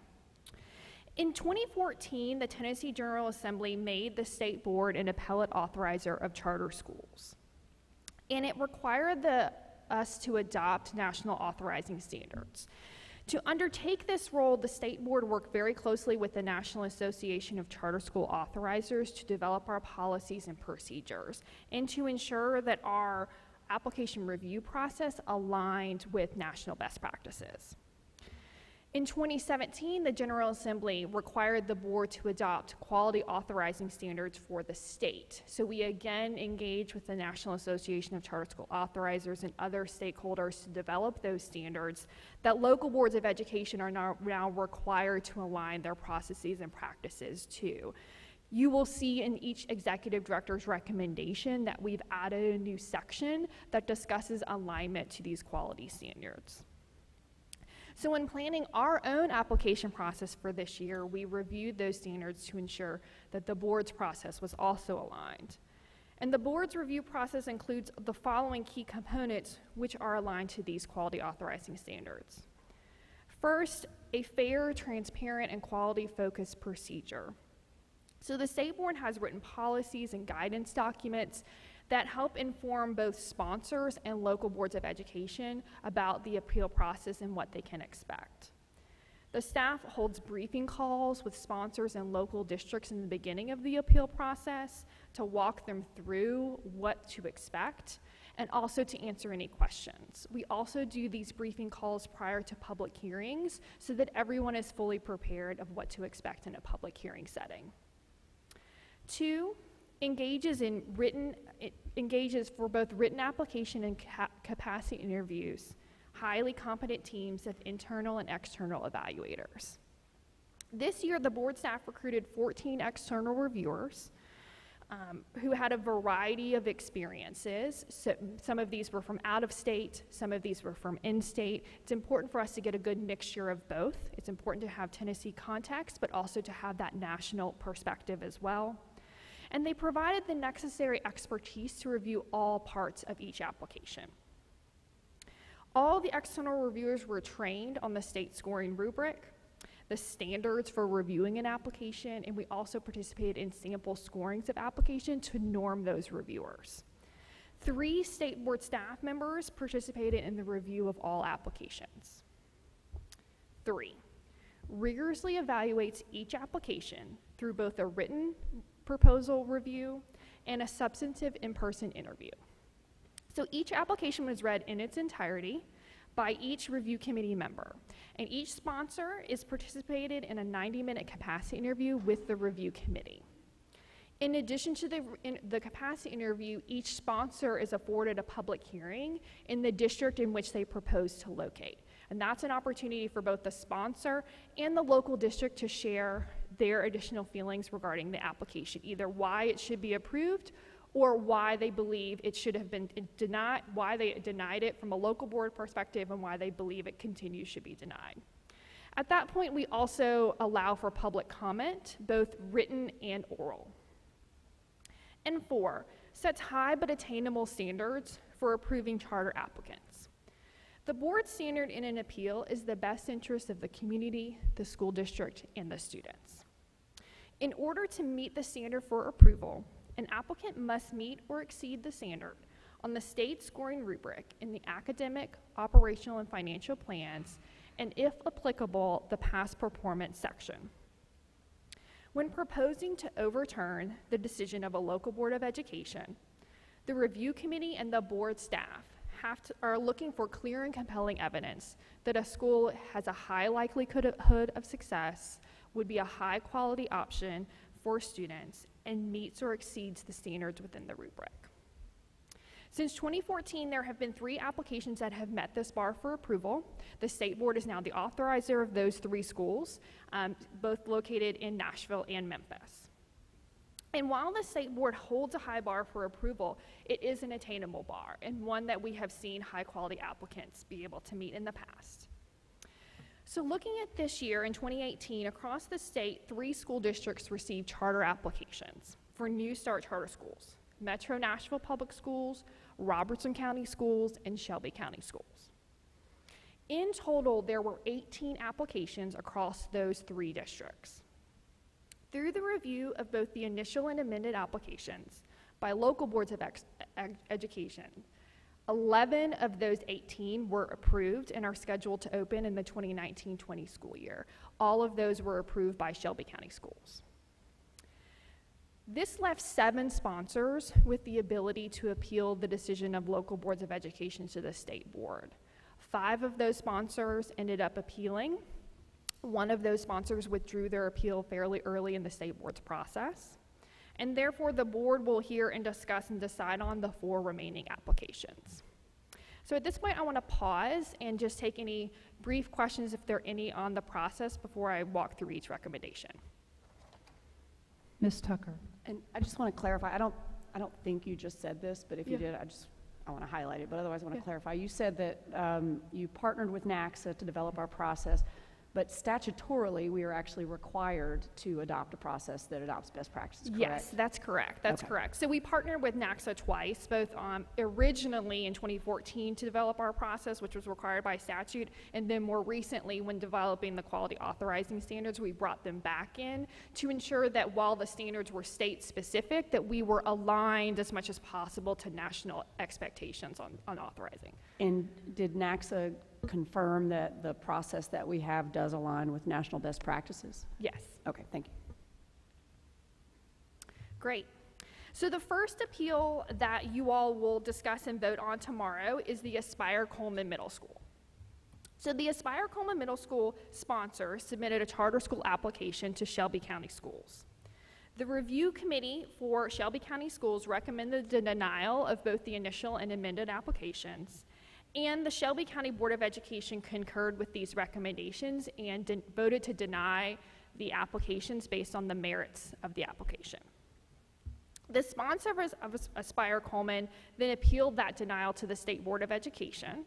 The State Board of Education convened a review committee to conduct a de novo on-the-record review of the amended application that is submitted to the district. I think that's important to note, that it is very important in our process that we have the review committee look, for the most part, exactly at what the amended application that was submitted to the district, and to do a complete and independent review of that application. The review committee for the state board rated the application as partially meets standard in the academic, operational, and financial sections. Academic, operational, and portfolio sections, and meets the standard in the financial section. The most significant weakness identified by the review committee of the written application was its misalignment with what the sponsor said was the intended plan for the school. So the written application describes a new school for the Aspire network. It speaks to recruiting new staff, recruiting new students, having a new facility, engaging in new community partnerships. However, in the capacity interview as well as in the public hearing, the sponsor was very clear that this school is already in existence and that their intention was to create a separate and distinct charter agreement for the grades 6 through 8 that are currently operating within Coleman Elementary. And while the review committee understood the intention, it varied significantly from what was presented in the application. And therefore, the review committee lacked evidence to determine the viability of these intended plans. And because the written application serves as the basis of the charter agreement, if approved, it's imperative that it aligns with the actual intentions of the school. Additionally, the review committee found that the performance of the portfolio only partially met the standard. And while the review committee recognized that this network particularly has schools within the Achievement School District, and they've done a lot of difficult work to take on those transformation schools, state law provides the following. In reviewing and evaluating a charter application, a chartering authority shall take into account the performance, including both student growth and achievement, of any charter school operated by the sponsor. There lacked clear and compelling evidence that the sponsor schools within Tennessee had high academic outcomes and were meeting state and national standards. While there was encouraging evidence on growth throughout the network, absolute achievement still remained relatively low, and the network still has a school remaining on the priority list. So the state board staff conducted a full review of the record in this appeal, including information submitted by the local district, information submitted by the sponsor, information presented at the public hearing and through public comment, and the review committee's report. And looking at the totality of the record, the staff and the executive director concluded that the denial of the Aspire Coleman Middle School was in the best interest of the school district and the community and the students. And while it is clear that this network is doing a lot of work serving some of the most at-risk students, specifically within Memphis, the Aspire Coleman Middle School application did not rise to the level of meeting or exceeding the standard on the state scoring rubric, which is required for approval. Therefore, the recommendation to the State Board of Education is to affirm the decision of Shelby County Schools to deny the amended application for Aspire Coleman Middle School. That concludes my presentation on the Aspire appeal, and I'm happy to take any questions. Mr. Eby? I just have one question. Actually, this is consistent with another one of the appeals too. So if they partially met, that doesn't mean they're excluded in the future. If they come back, they can resubmit, and if they get evaluated, then they could. That's correct. So at this point, the State Board's appeal process is the final part of the 2018 application process.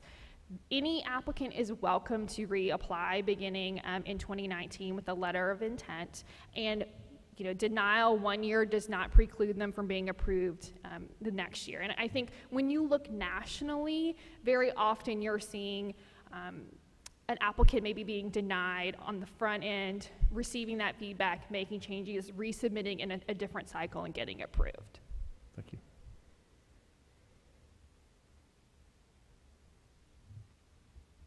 Okay, well, I'm going to move on to the second appeal. The second appeal that the board will discuss and vote on tomorrow is for the Blueprint Avodah School in Shelby County. So the sponsors of Blueprint submitted a charter school application to Shelby County Schools. The review committee for Shelby County Schools recommended the denial of the initial and amended applications for Blueprint, and the Shelby County Board of Education concurred with this recommendation and voted to deny both the initial and amended applications based on the merits of those applications. The sponsors of the Blueprint School then appealed that denial to the State Board of Education. The State Board of Education's review committee conducted a de novo on the record review of the amended application, and the review committee rated it as partially meets standard in the academic and operational sections and does not meet standard in the financial section.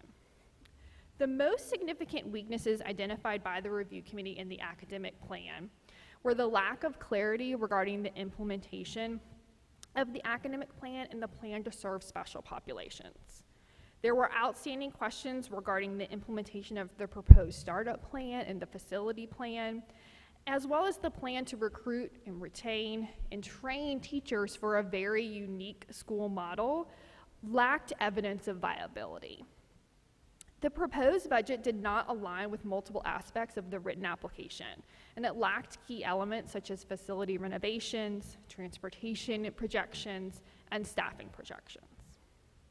The review committee also found that the operating revenue for the proposed school was very likely to be overstated, and there were no clear contingency plans of how the school would make up for that potential lost revenue. I will say the review committee found that they had done a tremendous effort of community and parent engagement. We received 51 letters of support for this school. It is very clear that they are dialed into the community and really want to serve a clear need.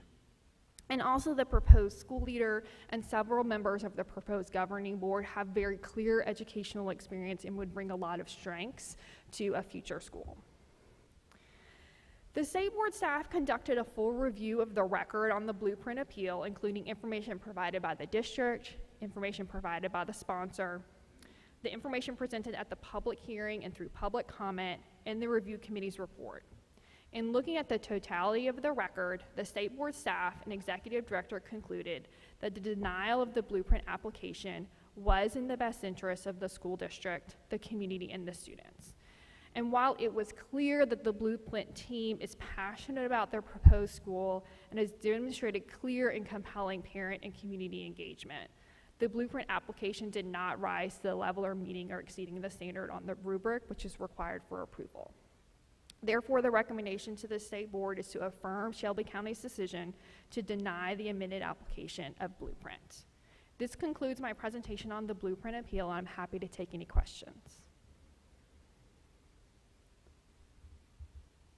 Ms. Tucker? So, and I could probably dig through the application and find this, but I'm hoping you have the answer. One of the things that I look at closely in these is their special populations plan, because it is very easy to cut and paste IDEA and say, you know, you'll have a continuum and you'll follow IDEA. It is very hard to articulate an actual plan for serving kids with disabilities. And the schools that are doing it well, if you go back and look at their applications, they had an articulated plan. And so here I didn't see an articulated plan, but I just heard you say that there was a lot of experience in their leadership. Did any of them have experience in special populations? Not that I specifically recall, and we did ask about their plan to serve special populations within the capacity interview, and they spoke that they plan for their school to be a fully inclusive model, which sounds really wonderful, and it's something we hope that schools really strive for. What we did not see was the staffing and the schedule that would actually align to that. I think in particular, we were concerned regarding the knowledge and experience of implementing services for English language students. They indicated in the capacity interview that their plan to serve EL students was still in process and still kind of to be determined, which to a certain extent, yes, their school isn't open yet, but we need to have confidence that they have the right team together that can implement that plan.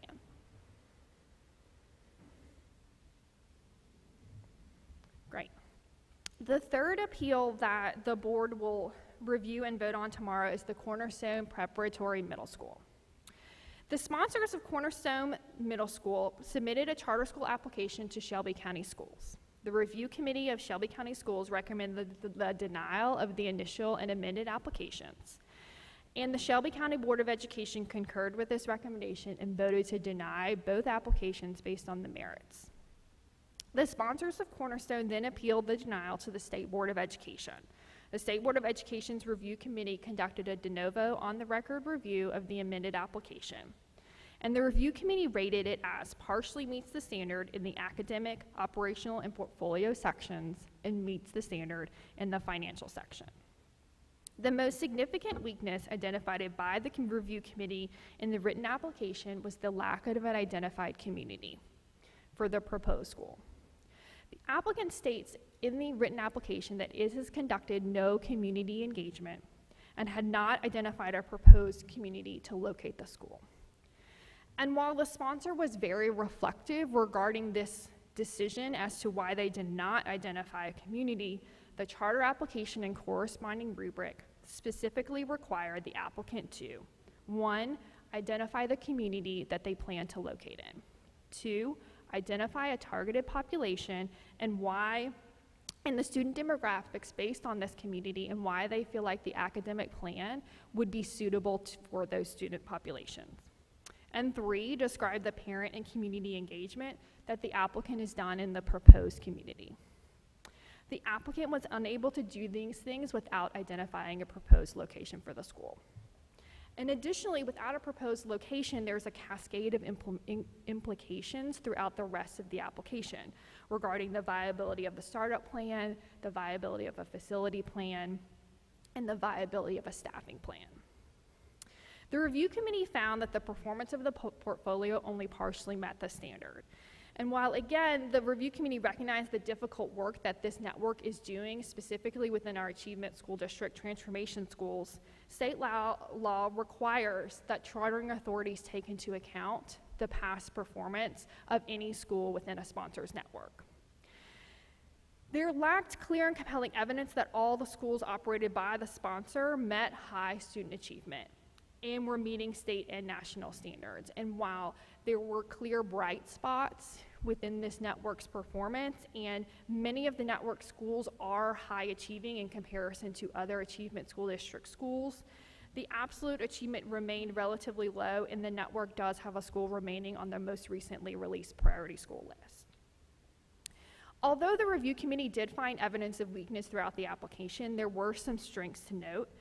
The network capacity and leadership capacity is very clearly very strong. The proposed school leader has experience within the network, and the network is in a strong financial position. The State Board staff conducted a full review of the record of the Cornerstone appeal, including information provided by the local district, by the sponsor, information collected at the public hearing and public comment, and the review committee's report.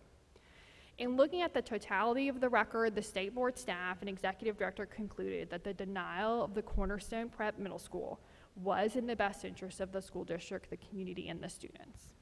And while it is clear that the sponsor is doing very hard work with students in Memphis, the Cornerstone Prep Middle School simply did not rise to the level of meeting or exceeding the standard on the state scoring rubric, which is required for approval.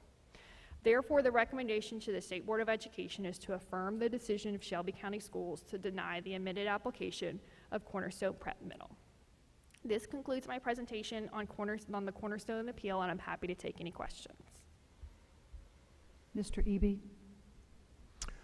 Yes, when I read all 4 applications, to me, this one had the most merit and was the strongest.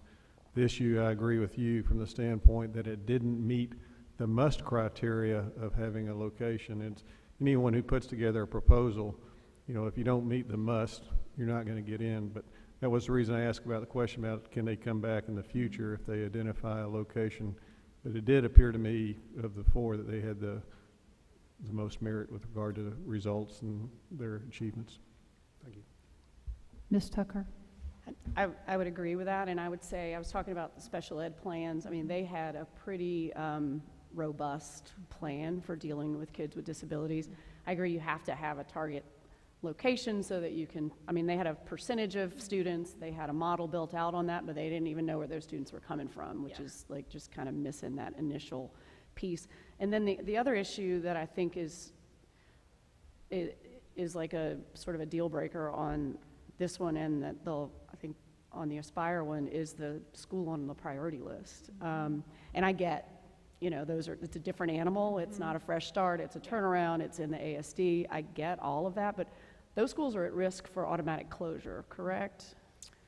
They're an ASD school, so I think they have one more round. Right, but they're at risk. Yes, I mean, they correct. have If to they- get it yes, together yes, or they yes. run the risk. Right. And so, I mean, they clearly are doing this work because they care deeply about high-risk kids. And so, you know, I hope they can do that and focus their resources and their time and energy on that. And I would love to see them come back and answer all the questions, fill these holes, because I think that, you know, I think this had a lot of promise. Great. So the last appeal that the board will discuss and vote on tomorrow is for Journey Academy of Success. The sponsors of Journey Academy of Success submitted an initial charter application to Metro Nashville Public Schools. The review committee for Metro Nashville Public Schools recommended the denial of both the initial and amended applications based on the merits of those applications. And the Metro Board of Education concurred with these recommendations and denied both applications. The sponsors of Journey then appealed that denial to the State Board of Education. The State Board's review committee conducted a de novo on-the-record review of the amended application submitted to the local district, and the review committee rated it as partially meets standard in the academic section and does not meet standard in the operational and financial sections. Within the academic section, the review committee found that the application did not sufficiently address how the school would serve special populations. English learner students were proposed to make up approximately 230 students, or 43% of the population of the school's population in year 1. However, the school did not provide an adequate plan to deliver the required services to those students, or an adequate plan to recruit qualified teachers to serve those students. Also within the academic section, the review committee found no compelling evidence that the sponsor had conducted significant community or parent engagement for the school. In the capacity interview, this was asked, and the sponsors again stated that they had not provided and had not conducted a lot of community and parent engagement without the approval of the charter school. And while the school projects to enroll approximately 537 students in year 1, there was a lack of compelling evidence of a strong student recruitment plan that would actually be able to meet those projections. Within the operations section, the applicant listed the proposed governing board for the school and details the proposed charter management organization that they had selected to conduct the operations of the school. And while both parties have significant educational experience, only 2 of the 6 board members and none of the CMO members are located currently in Tennessee. Residing outside the state in and of itself isn't disqualifying, but the applicant failed to explain how the governing board and the proposed CMO would oversee and implement the startup plan so that the school will be able to meet its enrollment projections and successfully open and ready for the school to start in August 2019. Furthermore, there were no written agreements between the governing board and the charter management organization contained within the amended application. Specifically in the amended application, the applicant states that the management contract outlining responsibilities and performance metrics will be developed. However, the state charter application requires applicants proposing to contract with the charter management organization to provide details about how the performance of the provider will be measured, how conflicts of interest will be checked, and the conditions for renewal and termination of an agreement so that it can be evaluated as a part of the scoring rubric. The review committee also noted a potential conflict of interest between the charter management organization and the proposed governing board, and the applicant did not address in the written application how these conflicts of interest would be checked. During the capacity interview, the charter management organization shared plans to cover all operating expenses for the school and the startup in year 1 with no cost to the school. There was no evidence of this financial agreement and no contingency plan for the school should the governing board decide that it wanted to cut ties with the charter management organization who was funding the full operations of the school. Therefore, the review committee could not assess this proposed relationship fully between the 2 entities to determine how the governing board would hold that CMO accountable for these performance metrics or afford to continue operation without the charter management organization funding the school. Additionally, the proposed transportation plan does not align with the student enrollment projections contained within the application. So the school stated that it plans to rely on public transportation for students in kindergarten through 8th grade. And although transportation is not required for approval of charter schools in the state, the review committee did not find evidence that the school will be able to meet its proposed enrollment projections with this proposed transportation plan. Since the applicant does not have an existing presence in Nashville, it has not done significant community and parent engagement, and it did not have a plan to provide transportation like all other charter schools in Nashville. The review committee simply did not find a viability in the enrollment projections to be able to enroll 530 students in year 1. The proposed budget does not meet the standard because of misalignment between the school's expected revenue and proposed expenses in the startup and year 1. The school's projected revenue dropped between the written application and the capacity interview by approximately $260,000. The review committee lacked clear evidence of how the school would be able to make up for any of these anticipated or unanticipated costs with this drop in revenue. And additionally, in the startup year, there were no facility renovation costs included in the budget, but in the capacity interview, the applicant explained that the identified facility would require some facility renovation costs. However, there was a lack of clarity around who exactly would be covering these costs, how facility costs would be covered in the future, and projections of how much these renovation costs might be. All of this would obviously very significantly impact the budget, depending on what they ultimately ended up being. The review committee did find some evidence of strengths within the application. First, there was a clear social-emotional curriculum that aligned with the mission and vision of the school and was throughout the application.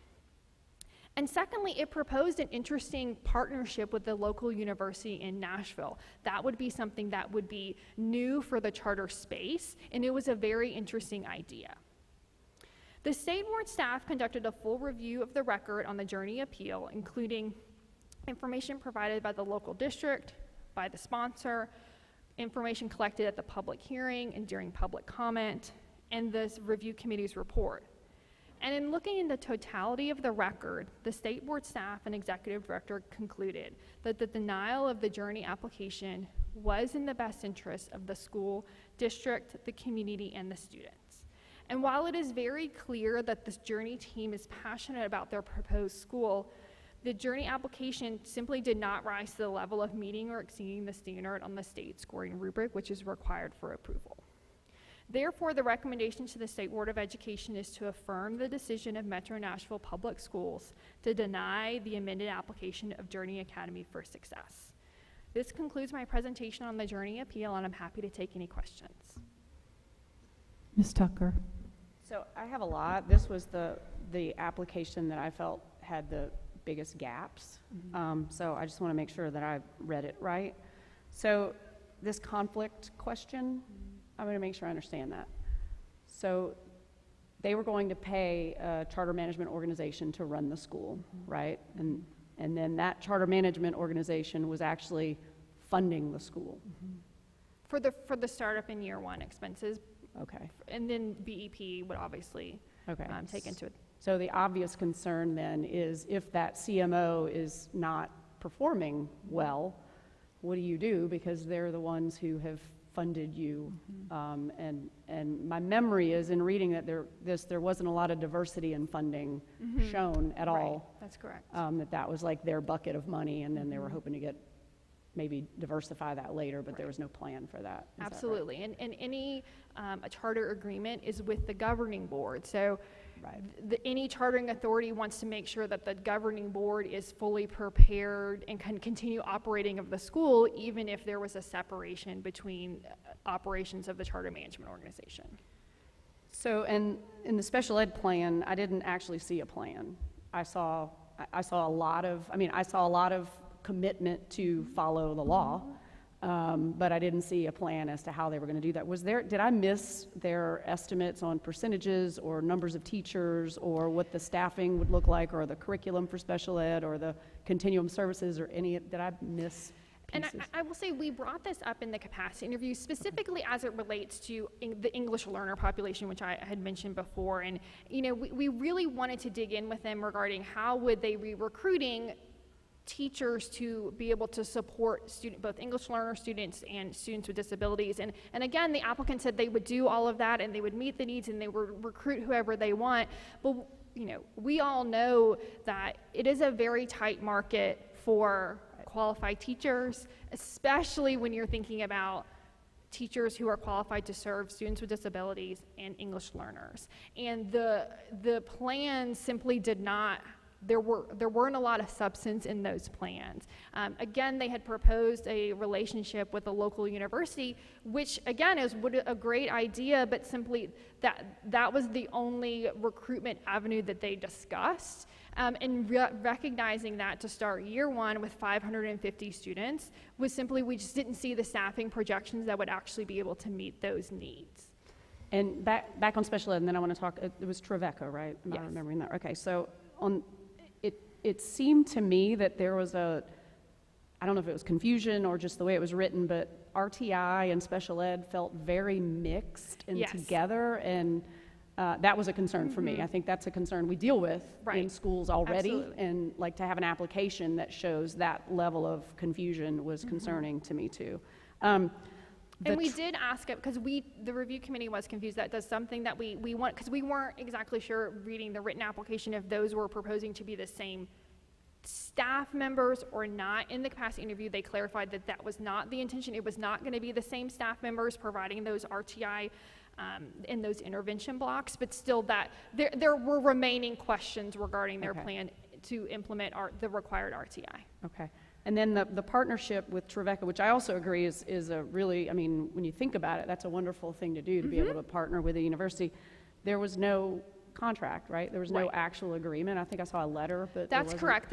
We asked about that in the capacity interview. There was no written agreement between the university and the school exactly what services would be provided, if there would be a cost to those services. So that was something, again, that was not included within the application. And then the last part that I want to, before the chair cuts off my mic over here, the transportation. And as you said, you don't have to have a transportation plan. It's not required by law, but they intend to serve a high population of high needs kids, right? K-8, am I? Yes, Right, that's correct. K-8. So you said that rely on public transportation. Does that mean that kindergartners, 5-year-olds were going to get on the bus? We asked about the transportation plan, and they said that they would monitor it, but at least for now, they would be focusing on the public transportation option. So 5 and 6-year-olds would get on a metro bus in southeast Nashville, and I mean, it hasn't changed, right? It's hub and spoke in Nashville, so those kids would get from their house and go to downtown Nashville and get on another bus and go to their school. Okay. That's what I Or said. that you know, parents would carpool, or, right, I mean, there was no, at least an outlined plan to contract either with Metro Schools or another vendor to provide what we traditionally would think of regarding a school bus route. Particularly in a high poverty area, and particularly in southeast Nashville where everything's spread out. It's not like, it's not like an inner core walk to school kind of area. Okay, those are all I'll stop. Mr. Eby. Yeah, I think Wendy got the 2 major points I wanted to make. First, with regard to the number of, getting qualified teachers, I agree with you. I think that's a wish list to be able to get the qualified teachers if they're going to focus on English language. But I don't care whether southeast Nashville or wherever, I don't want a kindergarten kid getting on a bus by themselves. And I don't think it's right to ask the parents to get on the bus with them and take them to and from school every day. So I don't understand that. Thank you. Are there any comments for Ms. Stovall? Questions are up. Great job. Thank you so much. Appreciate your team and the hard work that you put into these reviews. Thank you. At this time, I recognize Mr. Tom Lee, who did receive permission 48 hours in advance to speak before the board during this workshop session.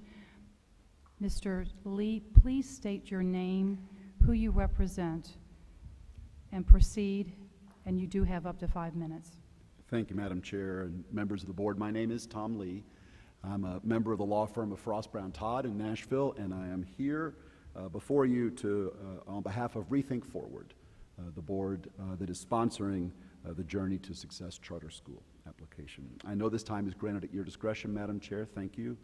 And please forgive me for reading these remarks. My thinning hair betrays me. I'm at a stage in my career where I don't often have to do that anymore.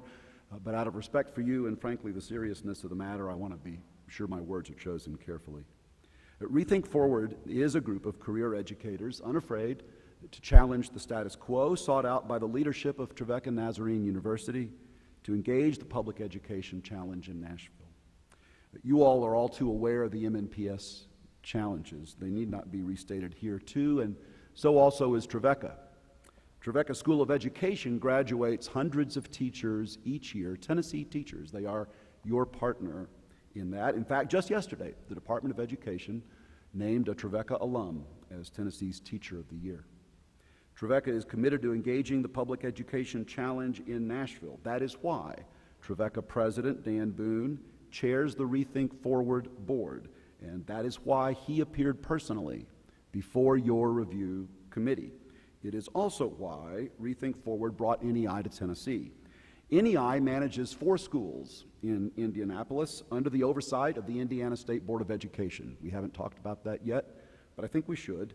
You have heard from your counterparts in this process through the public hearing. Indiana State Board member Tony Walker wrote you the following, quote, NEI schools have had a 50% reduction in suspensions and near elimination of expulsions. NEI's educational best practices and data-driven model have resulted in their high schools posting the highest student growth compared to neighboring Indianapolis public high schools. Indiana State Board member B.J. Watts also wrote you, these schools have seen strong academic, operational, and cultural benefits that have increased scores and helped reinvigorate the entire community. NEI has moved its 2 Indianapolis high schools from F to C grades in the state of Indianapolis in 2 years. NEI's K-6 school is a grade A school in Indianapolis and now leads the city of Indianapolis in 3rd grade reading improvement. We should underscore that. This charter school, operated by this CMO, is the fastest improving school in the city for third-grade readers. Tennessee needs the best ideas, regardless of origin. That is why you have this power to authorize schools. You are right to recognize the value of national authorizing standards, and you are right to recognize the quality of good ideas and experience, whether they come from Indiana or Tennessee or anywhere else. I was present, as many of you were, during the 2014 debate when the legislature gave this board the power to authorize new schools. No one who voted for that bill did so in the interest of maintaining more of the same. You have seen 20 appeals since then, counting the 4 before you now. In the 3 instances in which you have authorized new schools, you have rightly chosen experienced operators with successful track records. This appeal presents just such an opportunity. But here's what you've not seen before. A successful charter operator partnered with a respected Tennessee College of Education, your partner in this venture of educating our state, and a school whose management company is prepared to invest its own money in facilities. We know facilities are the chief issue with charter schools. These are game-changing matters, and unfortunately, in some cases, the review committee saw them differently. Dr. Boone's personal representations regarding providing training for EL teachers through Trevecca's program was regarded, I think, as you just heard, as insufficient because it wasn't backed up by a contract. As he said to the capacity interview, I am the university president and I am sitting before you and I am telling you it's going to happen. NEI's letter of intent to acquire a 12-acre site for a new school and a $50,000 earnest money payment are regarded as conflicts of interest. There's criticism of the transportation plan. We just had that conversation, despite state law stating that a transportation plan is not to be considered an element of authorizing a school. But here's the good news. This process is at long last where the legislature placed it, which is in your hands. Engage this appeal closely. Ask staff questions. You're certainly free within the confines of the chair's discretion to ask us questions. When you do, I think you'll come to the conclusion of your colleagues in Indiana. Neither state yet has too many grade A schools. I thank you for your time and your attention. Thank you, Mr. Lee. Are there questions for Mr. Lee from the board? Okay. Thank you. Thank you, Madam Chair.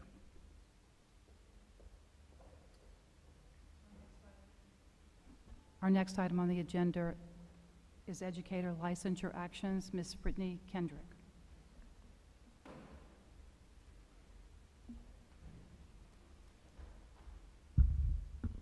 Good afternoon, Madam Chair and members.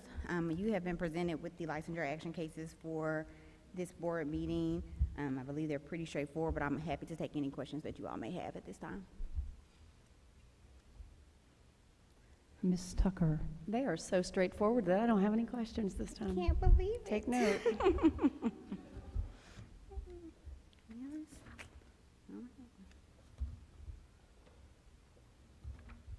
This easy, huh? She made it easy. She made it easy this time. This time. Thank you all. Thank you. Are there any other issues that you all want to talk about, especially related to the agenda for tomorrow? Any of the items that you want to point out, questions today before we get into our meeting tomorrow?